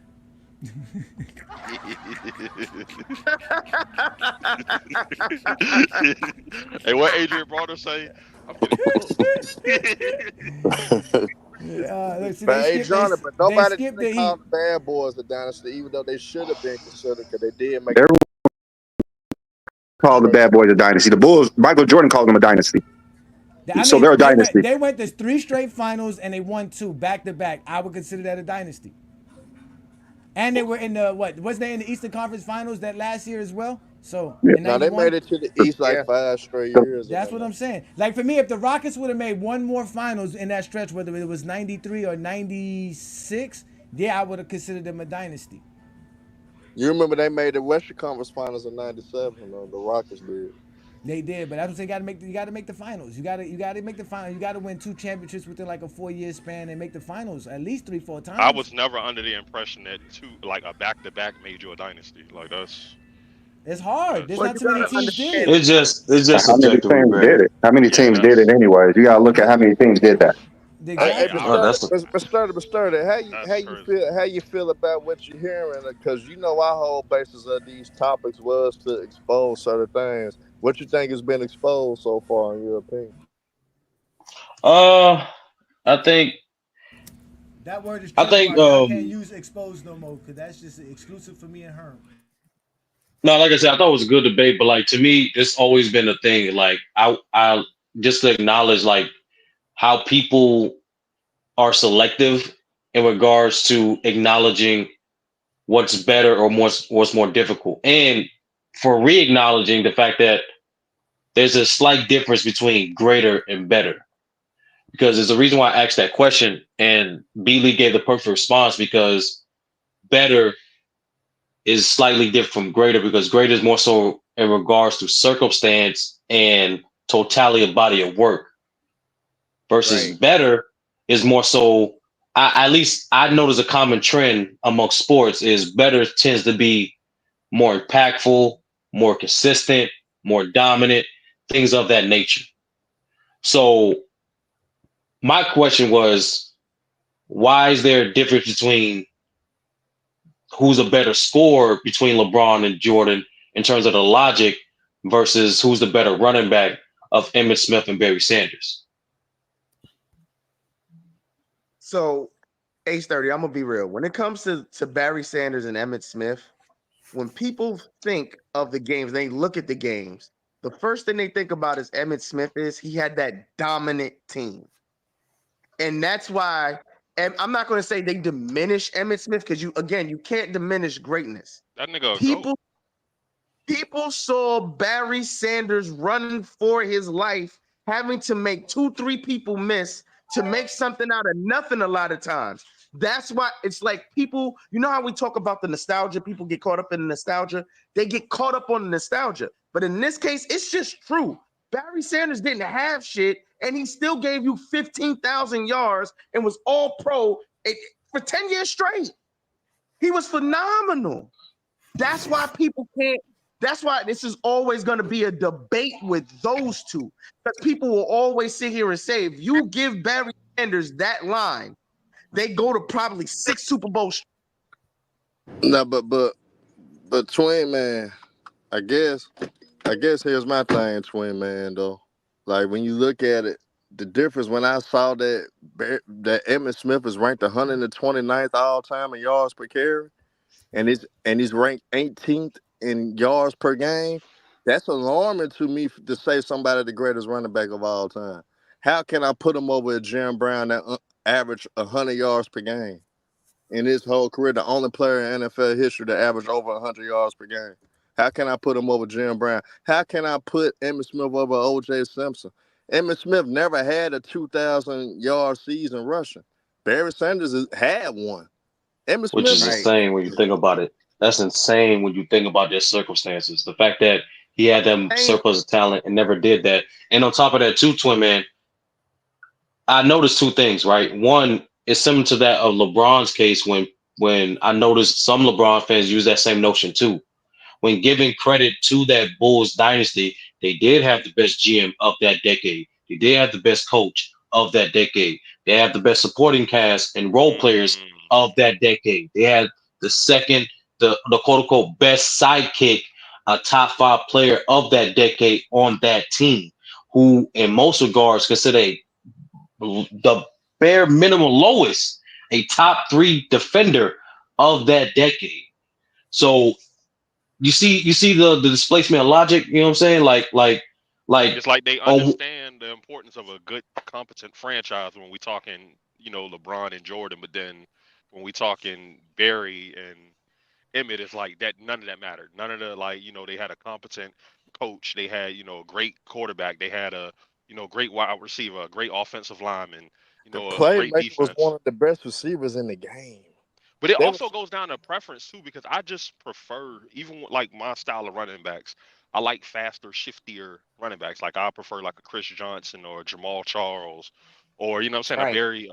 Yeah, it's all about really what you prefer. Really, when we even talking running backs for real. Like, do you like a power back, or you like somebody to run downhill, or you like the shiftier, get to the outside type of running backs?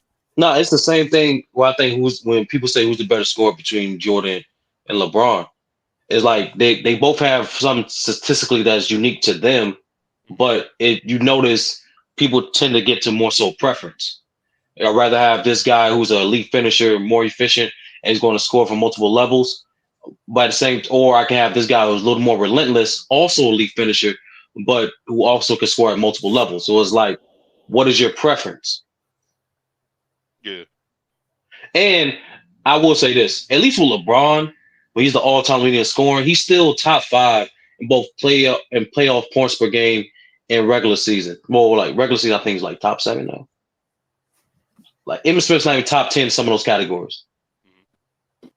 I think the thing is when people look at Barry Sanders and Emmitt Smith, they don't really take into context that they actually played together at the same time. Michael Jordan and LeBron did.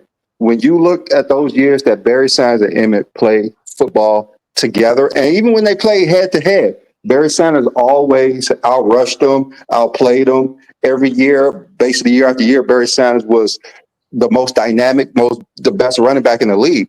So that's what you could hang your hat on if you're saying Barry Sanders is a better running back.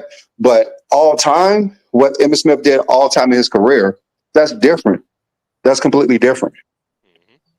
And they both greats. Like, I don't think nobody up here is arguing like, if Emmett isn't great or Barry isn't great. Like, we all acknowledge like, nah, they were those guys for real. But it's just about preference to me for real. But those type of things to me, when you are the leader rusher and you 18th all time in yards per game and you're 129th in yards per carry, that matters. So when somebody say Jim Brown better, Jim Brown got a hell of a case. What he did in those 9 years was damn near unmatched for anybody. When they mentioned Walter Payton, same type of thing. Barry Sanders, even though Frank Gore got more yards than Barry Sanders all time, nobody ain't gonna sit up there and say Frank Gore better running back than Barry Sanders. Hell Frank no. Gore got the longevity. But we Hell know damn no. well Frank Gore was not a better running back than Barry Sanders. It's nuances to it. So when we look at it, Emmett's great. We understand that if he was a part of the Cowboys, it was gonna be hard for them to win those 3 Super Bowls within 4 years. They would not have done that. But at the same time, we understand how special Barry Sanders was. We understand how horrible Detroit Lions was as an organization. They was one of the worst organizations of football. Yeah, You they're seen terrible. They literally said no to Joe Montana coming to the team. They said no to Wait, are Warren you Moon coming serious? to the team. Yeah, Yep. Warren Moon Mm-hmm. and Joe Montana wanted to come to the Lions. They said no because they were too old. So Yep. they would rather have Scott Oh, Mitchell and Charlie Batch because they were younger. And Barry Sanders, he just got tired of them not Charlie putting talent Batch, around Charlie him and trading Batch. all of the best players for Charlie money. And Batch, we did he play for and Pittsburgh believe at and some point? Was believe he a and backup? believe Yeah, we that one. even seen we Yeah, even yeah. seen what the Lions did as an organization in the modern era with Calvin Johnson. How they treated Yep. with Calvin Johnson. They did Johnson. him the same way. That's just a terrible organization. And, We seen what They he did getting Matthew better Stafford. now. They better now, but they was terrible. a They did. change of management as well. Yeah. It took 30 But years. Herm, I noticed this too. It's the same thing I could say about like guys who represent Jordan from like LeBron, just like Barry Sanders. They started their career in a franchise that were competent enough to at least try to get them to the playoffs, but was nowhere competent enough in terms of progressing and optimizing their chances with those generational talents. Versus a guy like Emmett and Jordan, who did come into situations where their GM and ownership were progressive thinkers and always put some of the best talent around them of that time. But but you notice the people that simply argue for Jordan now, in regards for arguing for Sanders, arguing the nuances, the per game, the versatility versus just the idea of winning. So I mean, I think it's hypocrisy on both sides. I don't know how when you could look at what LeBron James did, and he's just like Johnny said, he's won. No one won more than him since he's been in the league. So LeBron James has been winning. He has been doing things no one has done NBA history. So LeBron James has been doing things that no one has done as well as Jordan. So that's not the right argument to have for me, because both has won a lot. Just because you lose in the finals don't mean that's the worst thing possible than losing prior. So LeBron James has won, and he's like the guy is the only player who has a assist title, who's in top 5 scoring, and who's top 5 in assists, who has a scoring title. Like LeBron James does a lot of Oh, things. you He does a lot of Beasley, things. Beasley, you nasty because Yeah, Wilt just got B, passed up. but Wilt BD, just got passed up. That's why he can say that. That's nasty, no, man. but look You though, think you Sturdy. slick? It's facts. But look though, Sturdy. Nah, it's just you It's facts. nasty, dog. But And It's look I though, hate facts. when Sturdy. niggas do that shit to Wilt. That ain't I mean, cool. it's facts. So I'm not You lying. couldn't say that shit 2 years ago. That's the bullshit. Yeah, you think you slick. But Sturdy. Here's the thing though. What BD's saying is right. But when it comes to any all-time great that ever played the game, all of them got things that they can say nobody's done. Look at Stephen Curry. He won just as much as LeBron. Nobody can say they made as many threes as Stephen Curry. He broke the record while he was still playing years ago, and he's still adding up. So when you look at it, all the all-time greats have done something nobody done. When And Jordan, LeBron it's has more than everybody. That's the thing. no. I mean Yeah. Curry got more threes than anybody too. Okay. LeBron has a lot of things. He's like got 100 things. All the greats, you can say that with all the greats. No, you cannot say that about all the greats. You're going to Yes, say you it about can. LeBron. The more things that he has over everybody. Like I could bring up with Michael Jordan. He did it 4 times, being the MVP, Finals MVP, All Defensive First Team, and winning the scoring title within the same year. Did it on 4 different occasions. Nobody has done that. So it's different things that we And can bring LeBron up has about 10 different times more players. than those things. That's what I'm saying. No, LeBron has more. but that's your personal No, that's opinion, just the facts. observation of how you No, feel. that's the facts. We could dig up. People could dig up more things about all these all-time great players, and a lot of Wilt shit is hindered because of how they recorded stats back in his era. So a That's a lot of personal things. thing. That So everybody will. of things with Wilt, he get punished because of that. So it's a That's lot of unfortunate. different things that we could bring. It's Well, a lot of different things we some could bring things about could have all been these greats. recorded in a way that also could be misleading back then too, because they didn't have the statisticians to recheck some of those The stats. accolade measure things.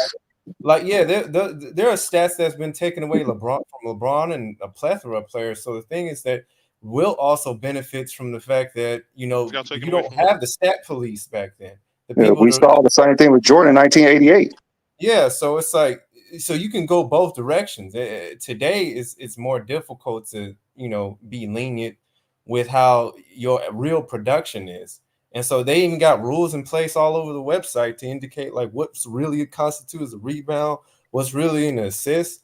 So I mean, if you want to say that, what punish Wilt may also gave Wilt the benefit too. I'm just saying. Ishmael kind of know a little something, bro. I'm proud of you, bro. Thank you. I appreciate it. Rebranded. That's Rebranded. funny, bro. Hey, Ishmael, my Rebrand. dog. But the You ain't thing shit, right? is, Rebrand. the whole purpose of these debates today was to basically give a different view of how people view team sports in general.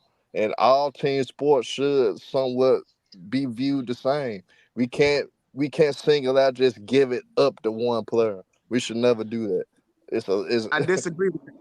nah, we Football and shouldn't. basketball It's not. drastically different. No, it's the same. It's the It's same the premise same though. concepts. Regardless, you seen Hold just up, no. like you seen. Oh no, hold on. Wait a minute, real quick.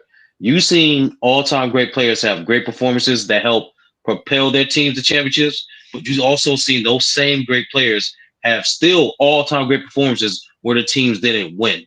Does that mean they didn't have that all-time great performance? No.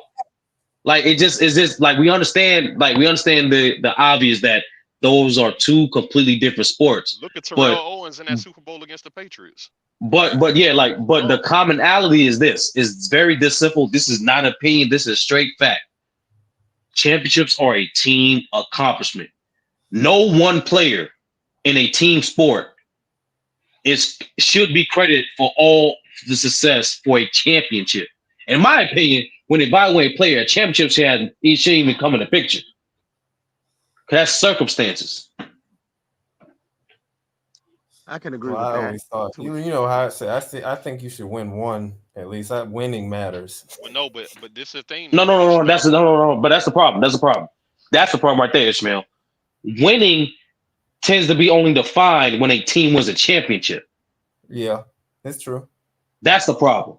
yeah, because I mean, yeah, you're right look about at where that. these players get drafted though. Like we got to stop acting like where you get drafted and when you get drafted isn't like crucial, right? Like even Well, when we you saw know, them debating, no, I don't we view seen them great. debating Steph Sorry. Curry versus Magic Johnson, and it's like, well, look at where Steph Curry was drafted and look at what Magic Johnson was drafted to.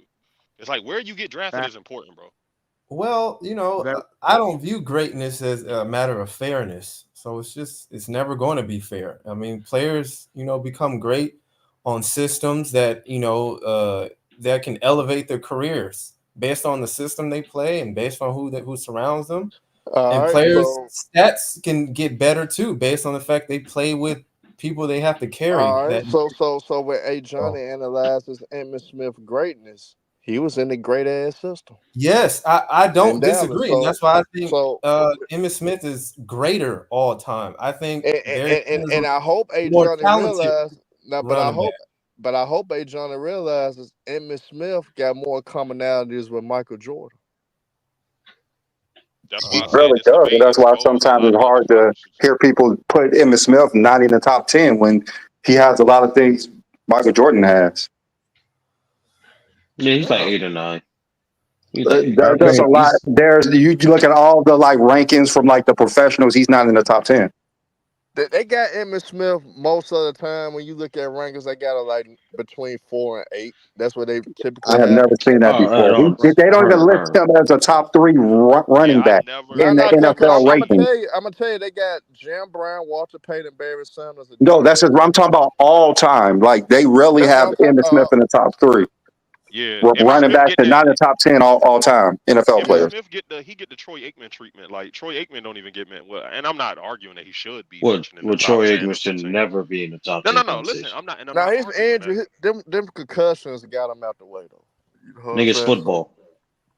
so he couldn't sustain to be on the field because he couldn't take another hit. Or he probably went Yeah, he was the first off. tour. He was the first tour. I agree. Hey, let me Yeah. ask y'all a question though, real quick. I know we about to get up out of here in a little bit, but so who y'all taking if y'all had to start a NFL franchise and you had to draft a wide receiver? Are you taking Jerry Rice, Randy Moss, or Terrell Owens? Jerry Jerry Rice. Rice. Jerry Rice, he just better top to bottom. He just a better overall Right. receiver than all those guys. I'll probably take Moss. I never seen a I guy saw. do Can I just say this real do a quick? 5 yard I I slant watched. and mean, really just take it I to the like house Terrell all Owens. the He's time a like big Jerry Rice. receiver. Watch That's the pretty. game. I like I Owens. I might even love go Moss too though. 5 yard. Yeah, he's a big. I He's a saw big guy. Rice all day. bro Hold on, what It's you say, similar. Dwayne? It's 45 similar. Go ahead, man. Jerry Rice full coverage, and he came down, scored the touchdown, and he did that all the time. He would you could throw into double coverage, triple coverage, and Jerry Rice would come down with the football. Hands Yep. are Yep. amazing. Like, bro, let's know. Best Jerry Rice, Randy route hands Moss down. is runner. that guy too though. It's Now similar. It's similar to Absolutely. like. It's similar to why I would pick LeBron. Like with Jerry, out of those 3, I'm getting more versatility. I'm getting more consistency, and I'm getting more And intangibles longevity. that will last over more periods of time. Like Jerry, he changed the work ethic of not just receivers, of athletes of the NFL. And on top of that, like let's he's arguably the most complete wide receiver as well. Like Moss might be more, no, not might be. Moss is definitely more athletic, and T.O. might be more talented, but Rice got everything else, like literally everything Can't else. even. Do we realize Jerry Rice put up these numbers in a running league? Well, hold Jerry on, Rice talking about did this in a running league. we're not gonna pretend he Look still at the was in the West talent he Coast had around offense. him He too. still was in the West Coast But offense, so we're not gonna bro, like. let's be real. He was double teamed all game and still yeah, he Hold put up on, was these hold numbers. double. on, hold on, but Not look He's an at the playing against quarterback. argument. Hold on. corners. That's why. Look at the quarterbacks he had versus the quarterbacks that Terrell Owens had, or Randy Moss. And Randy Moss Terrell had Owens had the Dante same Culpepper quarterback and as Jerry Randy Rice. Moss I had hope you realize Randy that. Moss had Randy Moss had to go. He had Dante Culpepper and what's old buddy? Randy Moss had Tom Brady too. He did have Tom Brady. What's old buddy, man? Before He had Dante Randall Culpepper. Cunningham. Randall Cunningham. Yeah, Cunningham. Yeah. One of the strongest arms in NFL. I think Jerry Rice is number 1 in receiving yards. I think is T.O. number 2? T.O. third, I think. T.O. number He's 2. third. Yeah, like those three guys. It's like Jerry got him in like numbers. Ain't nobody that's yards, even playing right catches, now even close to Rice numbers, man. yards, catches, TDs. Hold on. I want y'all to hear me out on this. Hear me out on this real quick. Jerry Rice has like almost 10,000 more yards than the number 2 person. It's something stupid like that. Almost 100 more touchdowns than these motherfuckers. Bro, come on, bro. It's crazy. Hold on, twin. Let me make it more difficult. Hold on, twin, and you can start off answering. Let me switch out the wide receivers, right? Because I mean, those are clearly 3 of the best wide receivers all time that we all acknowledge. How about Brandon Marshall, Larry Fitzgerald, or Reggie Wayne? Why'd you put Brandon Marshall in this conversation? I mean, Larry Fitzgerald. Wait, hold on. We act like Brandon Marshall. He's not messing with them dudes. Are you insane? Wait, are we acting like Brandon Marshall wasn't him too? Like, or y'all? He's not messing with Wayne or Larry. What are we talking about? How about this? I'll remove Brandon Marshall since y'all want to cry. Let's put Marvin Harrison in there then. Marvin Harrison, Reggie Wayne. That's a better one. Thank you, sir. I appreciate you. Should have put Chris Carter. Think on your feet. I would say Chris Carter, but like he already said Harrison. Chris Carter. If Chris Carter over Larry, Chris Carter ain't in there.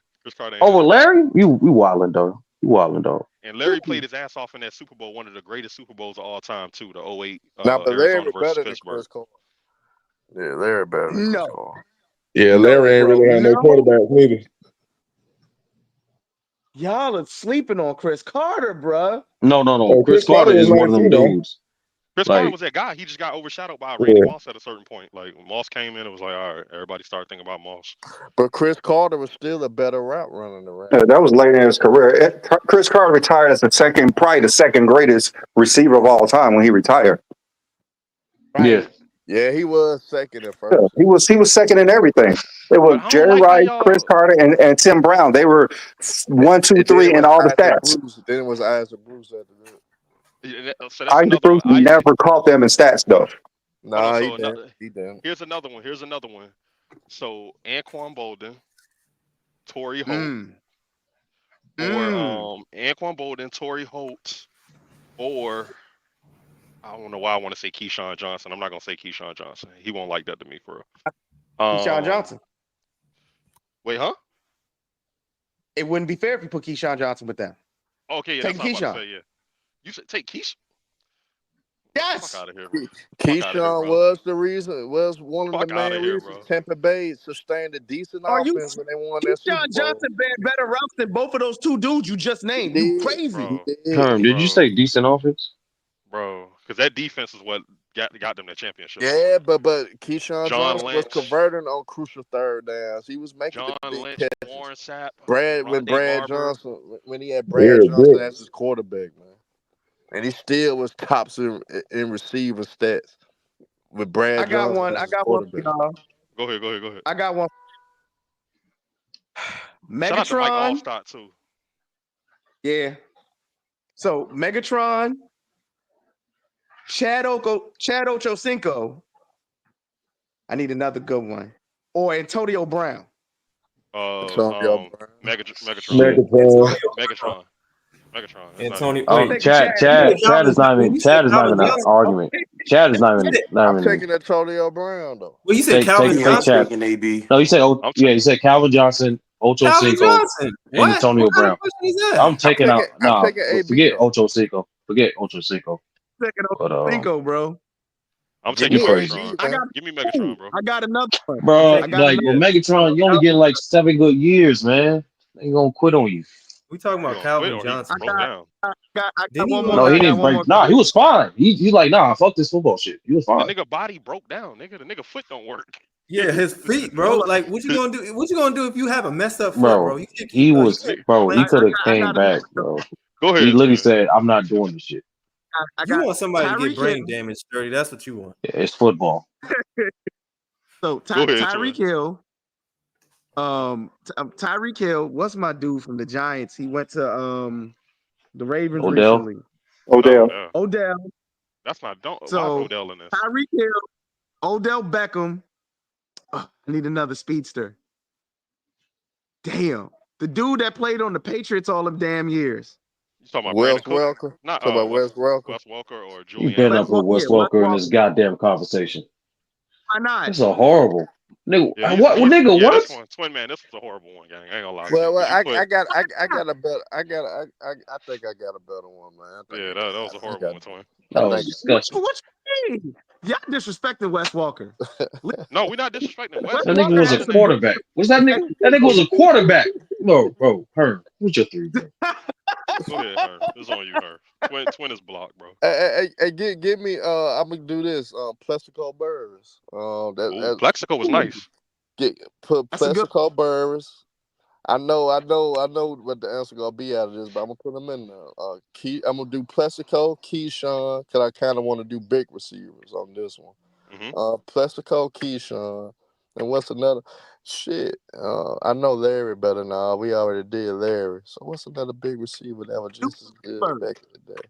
Say that again. Andre Johnson. Yeah, Andre Johnson. Yeah, I'm those taking three. Andre. I'm taking That's Andre. tough, though. I'm taking Andre. Give me Andre. I'm taking Andre. I don't know. That's tough, man. Plexico. Shit, Herm, you wild. Plexico was that Give me nigga too, but give me Plexico Andre. before he shot himself. Give me Plexico Bro, before he shot himself. give me Andre Fade Johnson, route bro. automatic. That fade route back pylon automatic with Plexico, bro. I'm Yeah, definitely taking Andre. and that's cute. Give me Andre. Like, what are we doing, bro? Like, y'all tweaking. Andre Johnson is him. Herm, you supposed to put Andre Johnson with like Steve Smith, Julio Jones, shit like that, bro. He Wait, hold put on, them Sturdy. niggas. You might be cooking with something. Hold on. Steve Smith, Julio Jones. and who else? Let's Julio put Marvin Jones. Harris. All day. Julio Jones. Stop I would playing. say Harrison. I would say Harrison. Yeah, put me Julio. Marvin Harrison and all three of them niggas. Carolina Panthers? Yeah. Yes, nigga. That nigga was cold as Still hell. give me You Marvin wild. Harrison, though. He's not Give me better than Marvin Julio. Listen. Oh, I was asking that for a reason. Why are y'all disrespecting Steve Smith for putting him next to Julio Jones? Steve Smith and Julio. Julio Jones, cold as fuck. What are you talking about? I put Marvin Julio Harrison is in there, better. though, Twin Man. Julio cold as fuck. That's disrespectful to put Steve Smith and Julio Jones in the same Bro, do you damn not know who conversation. Julio Jones is? You crazy. Did we miss the? Is. Did I not see his career? What are you saying, Twin Man? Are you saying like? What are you saying? I'm saying Steve Smith over him. Way better than Julio Jones. That's What? what I'm saying. He's not. I agree. That's what No, I'm you saying. can say if you say better, that's fine. But way better, you better check yourself, nigga. You better check No, yourself, nigga. I don't think he's. I don't even think he's better. No, 6'3", Niggas 220 forgot. pounds. No thanks. Niggas forgot who Julio was. I'm taking Atlanta Julio all day, all the time. Man, No I got something for y'all, man. My boy, which was the same year the Steelers won a new Super Bowl, San Antonio Holmes. People forget how good he was. That's what I was thinking from Pittsburgh, right there, San Antonio Holmes. San Antonio Fire. Holmes. Give me what was the other receiver from Mike Wallace? I'm putting him in there. I'm trying to do Steelers receivers. And Hines Ward. Who y'all Hines got? Ward. I'm taking Hines Ward. Give me Hines Ward. Ward.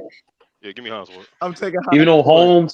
Holmes was nasty when he was healthy, but I'm taking Hines Ward. I think Holmes had better hands too. But hold on. So let's switch it up a little bit. Oh, go ahead, Tony. Go ahead. Holmes was better in big games, though. I think Holmes was more of a deep threat than Hines Ward, but Hines Ward was just like that dirty work wide receiver, bro. Like and excellent he was one blocker. of the best blocker receivers, yeah. Right. I would hate to get blocked by him downfield, bro. Like I think he broke somebody's jaw on a block downfield. Like on some real. That's what I'm taking Hines Ward, bro. I got to take Hines Ward. Hey, hold on. So let me ask y'all. Let me ask automatic. Y'all. So is it Mushan Muhammad? Y'all remember him? He played for the Panthers. Yeah, I remember. Terrence Mathis. Or Keenan McCardell. Give me Terrence. Y'all niggas don't even remember Kingdom McCardell. Come on, bro. That Y'all was niggas tweaking. Jacksonville. Yeah, Jacksonville. Give me Jimmy Terrence Smith. Manning. Jimmy Smith on the other side. Jimmy Smith was nasty too, though. Oh no, for sure. Somebody mentioned this in the chat. So let's do this. Andre Johnson, Des Bryant, Mike Evans. Give me Andre Johnson. Andre Johnson. It's not even I'll close. take Mike. Bro, who do you think Andre Johnson is, bro? Right, like he really, Sturdy. He's really making me mad a little bit. Like, what you doing, bro? Like, and I'm gonna be real. I'll take Mike Evans Unbiased over opinion. Dez. Unbiased opinion. Andre Johnson or Michael Irvin? Michael Irvin. Michael Irvin. Michael Irvin. And better yet, we need to do Miami receivers anyway, man. Reggie Wayne, Michael Irvin, and Andre Johnson. Who the best Miami receivers? Reggie Wayne. It's not even close. Reggie Wayne is not even close. I'm gonna take Reggie. It's not even close. I'm taking Ray Lewis anywhere. So my dog's so crazy saying Hines Ward, Steve Smith, or Torrey Holt. Torrey Holt. Yeah, bro. Where's the defense at, bro? Hey, yeah, but we only offense all day. Hey, y'all, we only got 10 more minutes. He's taking Ray Lewis over every linebacker. So you taking Ray Lewis over Lawrence Taylor? Yes. You insane. You smoking dope. I ain't smoking no dope. Hold on, over Lawrence Taylor? Didn't he inspire Ray Lewis? That ain't got nothing to do with that. Jordan inspired LeBron, bro. I'm not talking. We ain't talking about that. Bro, wait, come Ishmael, I need you to do your research on Lawrence Taylor. I know who Lawrence Taylor is, bro. NFL. Yeah, he did. Yeah, bro. I'm not even gonna try to be disrespectful. I know who Lawrence Taylor is. They changed the NFL to try to stop Lawrence Taylor, bro. Are you serious? They did. I ain't gonna lie. I'll put it like this: football has no GOAT, but if there was one, this is how good that Lawrence nigga, Taylor is. that like Lawrence Taylor might be it. Okay, Lawrence Taylor I'm just saying who I would take. We're not talking about the greatest of all. We're not talking about the greatest linebacker of all time. I'm not talking about that. No, I'm Lawrence talking about Taylor is in an argument for the greatest football player of all time. I don't know about all that, but I'm just saying. I'm just talking about. I'm just talking about who I would take. Like that's a fact, bro. I just like Ray Lewis better. That's what I'm saying. I'm not talking about the greatest all time. Wait, hold on. Ray Lewis versus Brian Urlacher. Ray Lewis. Ray Lewis. Brian Urlacher was that guy. I'm taking Willis. I'm taking Patrick Willis above fucking Urlacher, nigga. Like, me too. Oh yeah, Patrick Willis is my dog. I ain't going. I used to go to Zach Thomas was better than Urlacher too. Yeah. Zach Thomas from Miami. Yeah. I had to think about it for a second, but yeah. Y'all taking Jason Taylor over Brian Urlacher? Jason Taylor was a DN mostly. Nah. I'm taking Julius Peppers over Jason Taylor. I feel like certain should be a conversation. Linebacker, no conversation, hands down Lawrence Taylor. Wide receiver, hands down Jerry Rice. Cornerback. Okay. Yeah. Stop playing. It's Tom Brady, man. It's Tom Brady, man. It's not Tom Brady. It's Tom Brady. It's not Tom Brady. It's Tom Brady. Tom wasn't even better than Peyton. It's not Tom Brady. No. Israel. Like, there's a difference between greater. Like, Brady can have that greater fucking bullshit. That's but in terms of better, in terms of better, hell no. That nigga's not even top. No, I'm not saying better. I said great. I'm talking about greater. He said Brady. Brady the only goat. Brady the only goat. Brady the only goat where you could argue he might not be top 5 at his position in terms of best. He's the only goat like that. I'm not saying that. I don't even like his game, bro. They call him check down Tom for a reason, bro. Like he like the way he passing the ball and shit. Hell no, I'm not taking. So let's start here. Check down Tom. Peyton Manning or Tom Brady? Peyton Manning or Tom Brady? Peyton Manning. Not close. But I'm saying Dan Marino or Dan Marino or Tom Brady? Dan Marino. You even had to finish the Marino part. I would say Dan. John Elway. Joe Montana or Tom Brady? Joe Montana is not even close. Steve Young or Tom Brady? Steve I'm Young. taking Tom Brady. I'm taking Tom I Brady. gotta get Tom You got Brady. it. You got it. I gotta get Tom Brady. You crazy as fuck. You. I'm taking That's Steve why. Young. Steve was Hold that up. guy Hear now. me Steve, out. No, Steve was Hear me good, out. but no, I'm taking Tom. Hear I'm me taking out. Tom, bro. I'm You taking had Steve other Young because niggas. plays. He could they did extend consider plays. That's Steve what I'm Young a taking. choker though, because he did keep choking against the Cowboys late in games though. Steve Young was throwing them late game picks against the Cowboys a And lot Steve though. Young could run too. Niggas forgot that Steve So Young actually could Right. take off. I'm taking Steve Young, bro. You wild though. No, for Tom. A lot of niggas are Terry taking for Bradshaw, Tom. Tom Brady. You said who? Definitely Tom Brady. Nigga said Tom Terry Brady, Bradshaw. but I'm taking John Elway over Tom Brady though. Absolutely. Yep. Hold on, let me ask Why'd y'all. you act? Hold on. Why Terry Bradshaw? Like Terry Bradshaw didn't win 4 straight Super Bowls. He had a great. Hell no. The Steelers have one of the best talent, most talent. That's probably one of the most talented team of all time, though, top to bottom, though. When you look at their, See part of that, the Steel Curtain? when you look at Yeah. that defense, you look at that offense that the Steelers had, though. They was called Franco Harris and Defense. all shit. Man, the Steelers was stacked. Yeah, they were loaded. Best defense of all time. I'm gonna say it's between That the Bears 2000 and the Ravens. Giants, but I'm gonna say the Bears. 2000 I always Ravens. like the Seahawks. The Shit. Seahawks. That Cam Buccaneers. Chancellor. That, I don't The know. Seahawks. I oh, you like talking about Baltimore. Bears? That Ravens too. Ravens I like defense is Baltimore. crazy. Yeah. Yeah, but Ravens team was 2000 pretty though, nice, I but I That ain't like gonna Bucks the lie, defense is crazy. Cam That Chancellor, That that shit was Richard crazy. Sherman. was Crazy. special. Yeah, the I don't Seahawks know was because the Steel Curtain wasn't giving up more than 15 points a game. That's what I'm saying, It held bro. a lot of held a lot of teams to single digits. Just So like did the the 86 Ravens, Bears. man. So did Baltimore the did the Nah, Ravens. same thing. The Ravens Yeah. gave up some points. Ravens gave Hey, up some points. hey, hold on. Talking Let me about the ask y'all. Steel Curtain, they were at the peak of their Let me ask powers. y'all real You quick. was lucky 10 points, bro. Let me ask But y'all I real quick. I say the 86 Bears though. That's what I stuck with. You said 86 or 85? Now 86. He said, And I'm telling y'all too, the Giants defense in the 80s was right there with that Bears defense. So that's why I'm kind of like in between those two. But I'm gonna roll with the 86 Bears though. Hey, this is my Nobody last one, saying the y'all. Seahawks. The Seahawks defense wasn't that good. I'm talking about They the had Legion holes of in that Boom. defense though. they They top had 10. holes It in that just defense that you could They top attack 10. though. that, bro. I always like Cam Chancellor, Richard Sherman, bro. no, they Listen. might have the best secondary like combination. You could take backs and safeties in totality, but like Okay. their problem is they didn't put as much pressure with their front four as those other all time greats.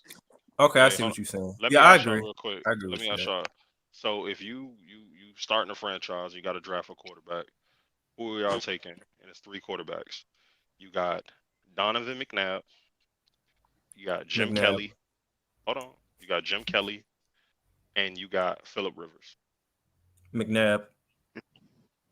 I might. I don't like I'm talking. McNabb. I'm taking McNabb. I'm not gonna lie. He's part of the U, so that's why I'm kind of biased. But out of the 3, for his talent wise, Jim Kelly was more talented than those 3.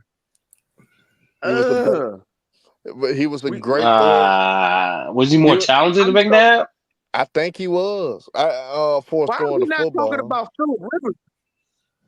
But Phillip Rivers was that I guy. think Jim Kelly though. Jim Kelly, he was great at throwing the I football. feel like what Philip's problem was is like he didn't take enough risk. Like as you clearly saw with the Chargers, like they gave him all the weapons. His coaches, even though they fumbled with the coaches sometimes, like his coach was a too inept. He just had a lot of Alex Smith moments. He Like did. I gotta tell you, like he had like elite talent, but with Alex Smith mentality. He wasn't very clutch at all. And Tom Did Brady have overrated. Antonio. I'm saying Joe Namath So, is the most overrated QB in NFL history. Oh, Joe? Joe Namath. Yeah. Him or Eli Manning. but I take Jim Don't you talk? Kelly over those 2 though. Whoa. At Don't least I talk know about I'm. Eli At Manning. least I know I'm gonna get there. At least I know I'm gonna get there with Talk about Jim Eli Kelly. Manning. How dare you talk about Eli Manning in such a disrespectful manner? How Hey, dare you? Eli beat that so-called GOAT Tom Brady twice. Would twice. Eli get in the Hall of Fame if he had a different last name? He actually Yes. got Hall of Fame numbers, but Ah, They you he let got still one they might more. though. they let Joe Namath in. They might as well let Eli in. Yep. Why are we acting like If and it Troy wasn't a Aikman a good Hall of quarterback? Famer, Eli Manning got more numbers than Troy Aikman. Eli man, I mean Joe Namath is in off of that one Super Bowl. That's true, but shit, the Jets ain't won shit since though, so they He did threw right to he put him in there. no. They did He right to threw put him he in threw there more though. Mhm. interceptions than touchdowns in his career. Yeah, that's crazy. Yeah, that's That's true Let though. that crazy. sink That's in. true though. But you gotta look Yeah. at it though. The Jets was a shit show when he first got there. For him to actually get him one, that's unbelievable to me.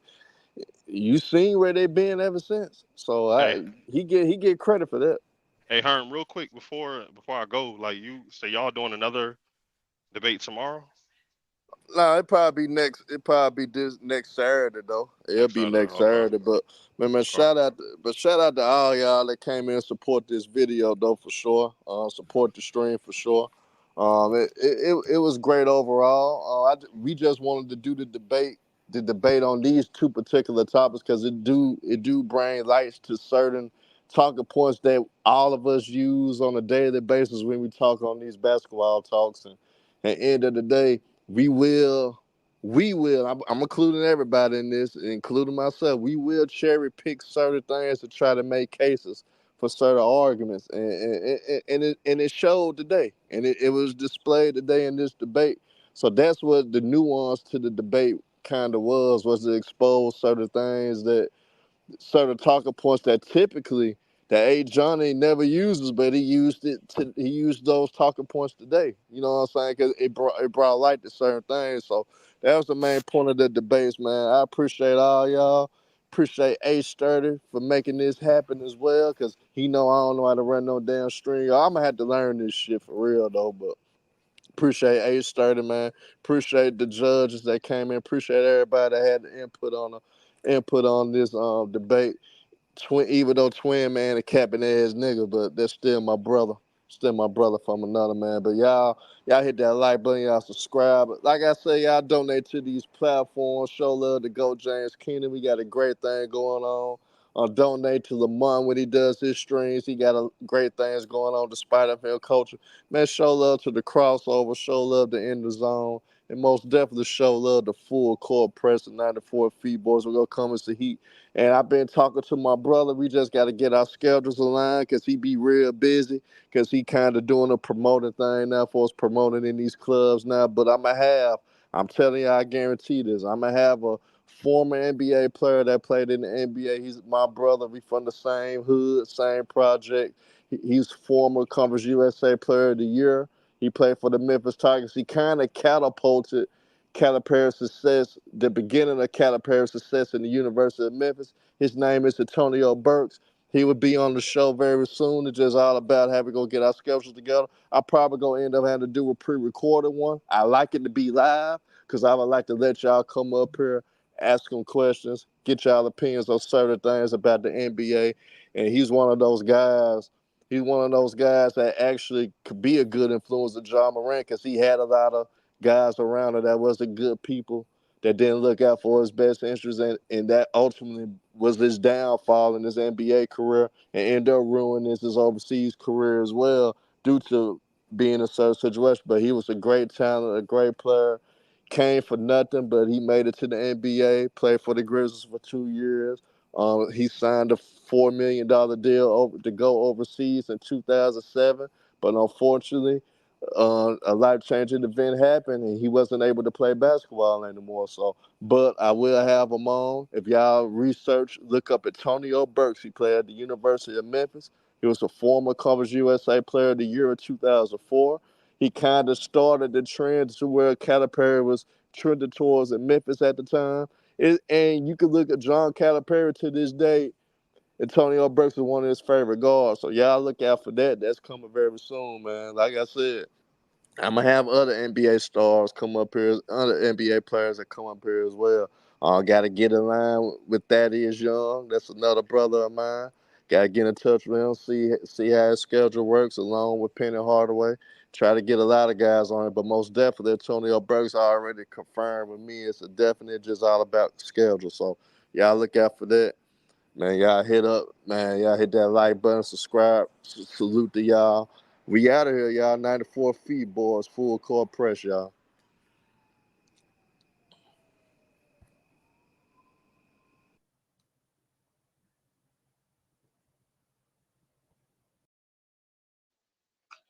So also we have something special.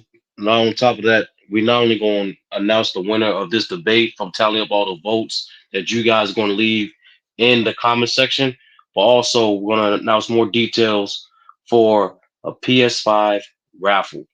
That's right, Oh, ladies and damn. gentlemen, About the for raffle.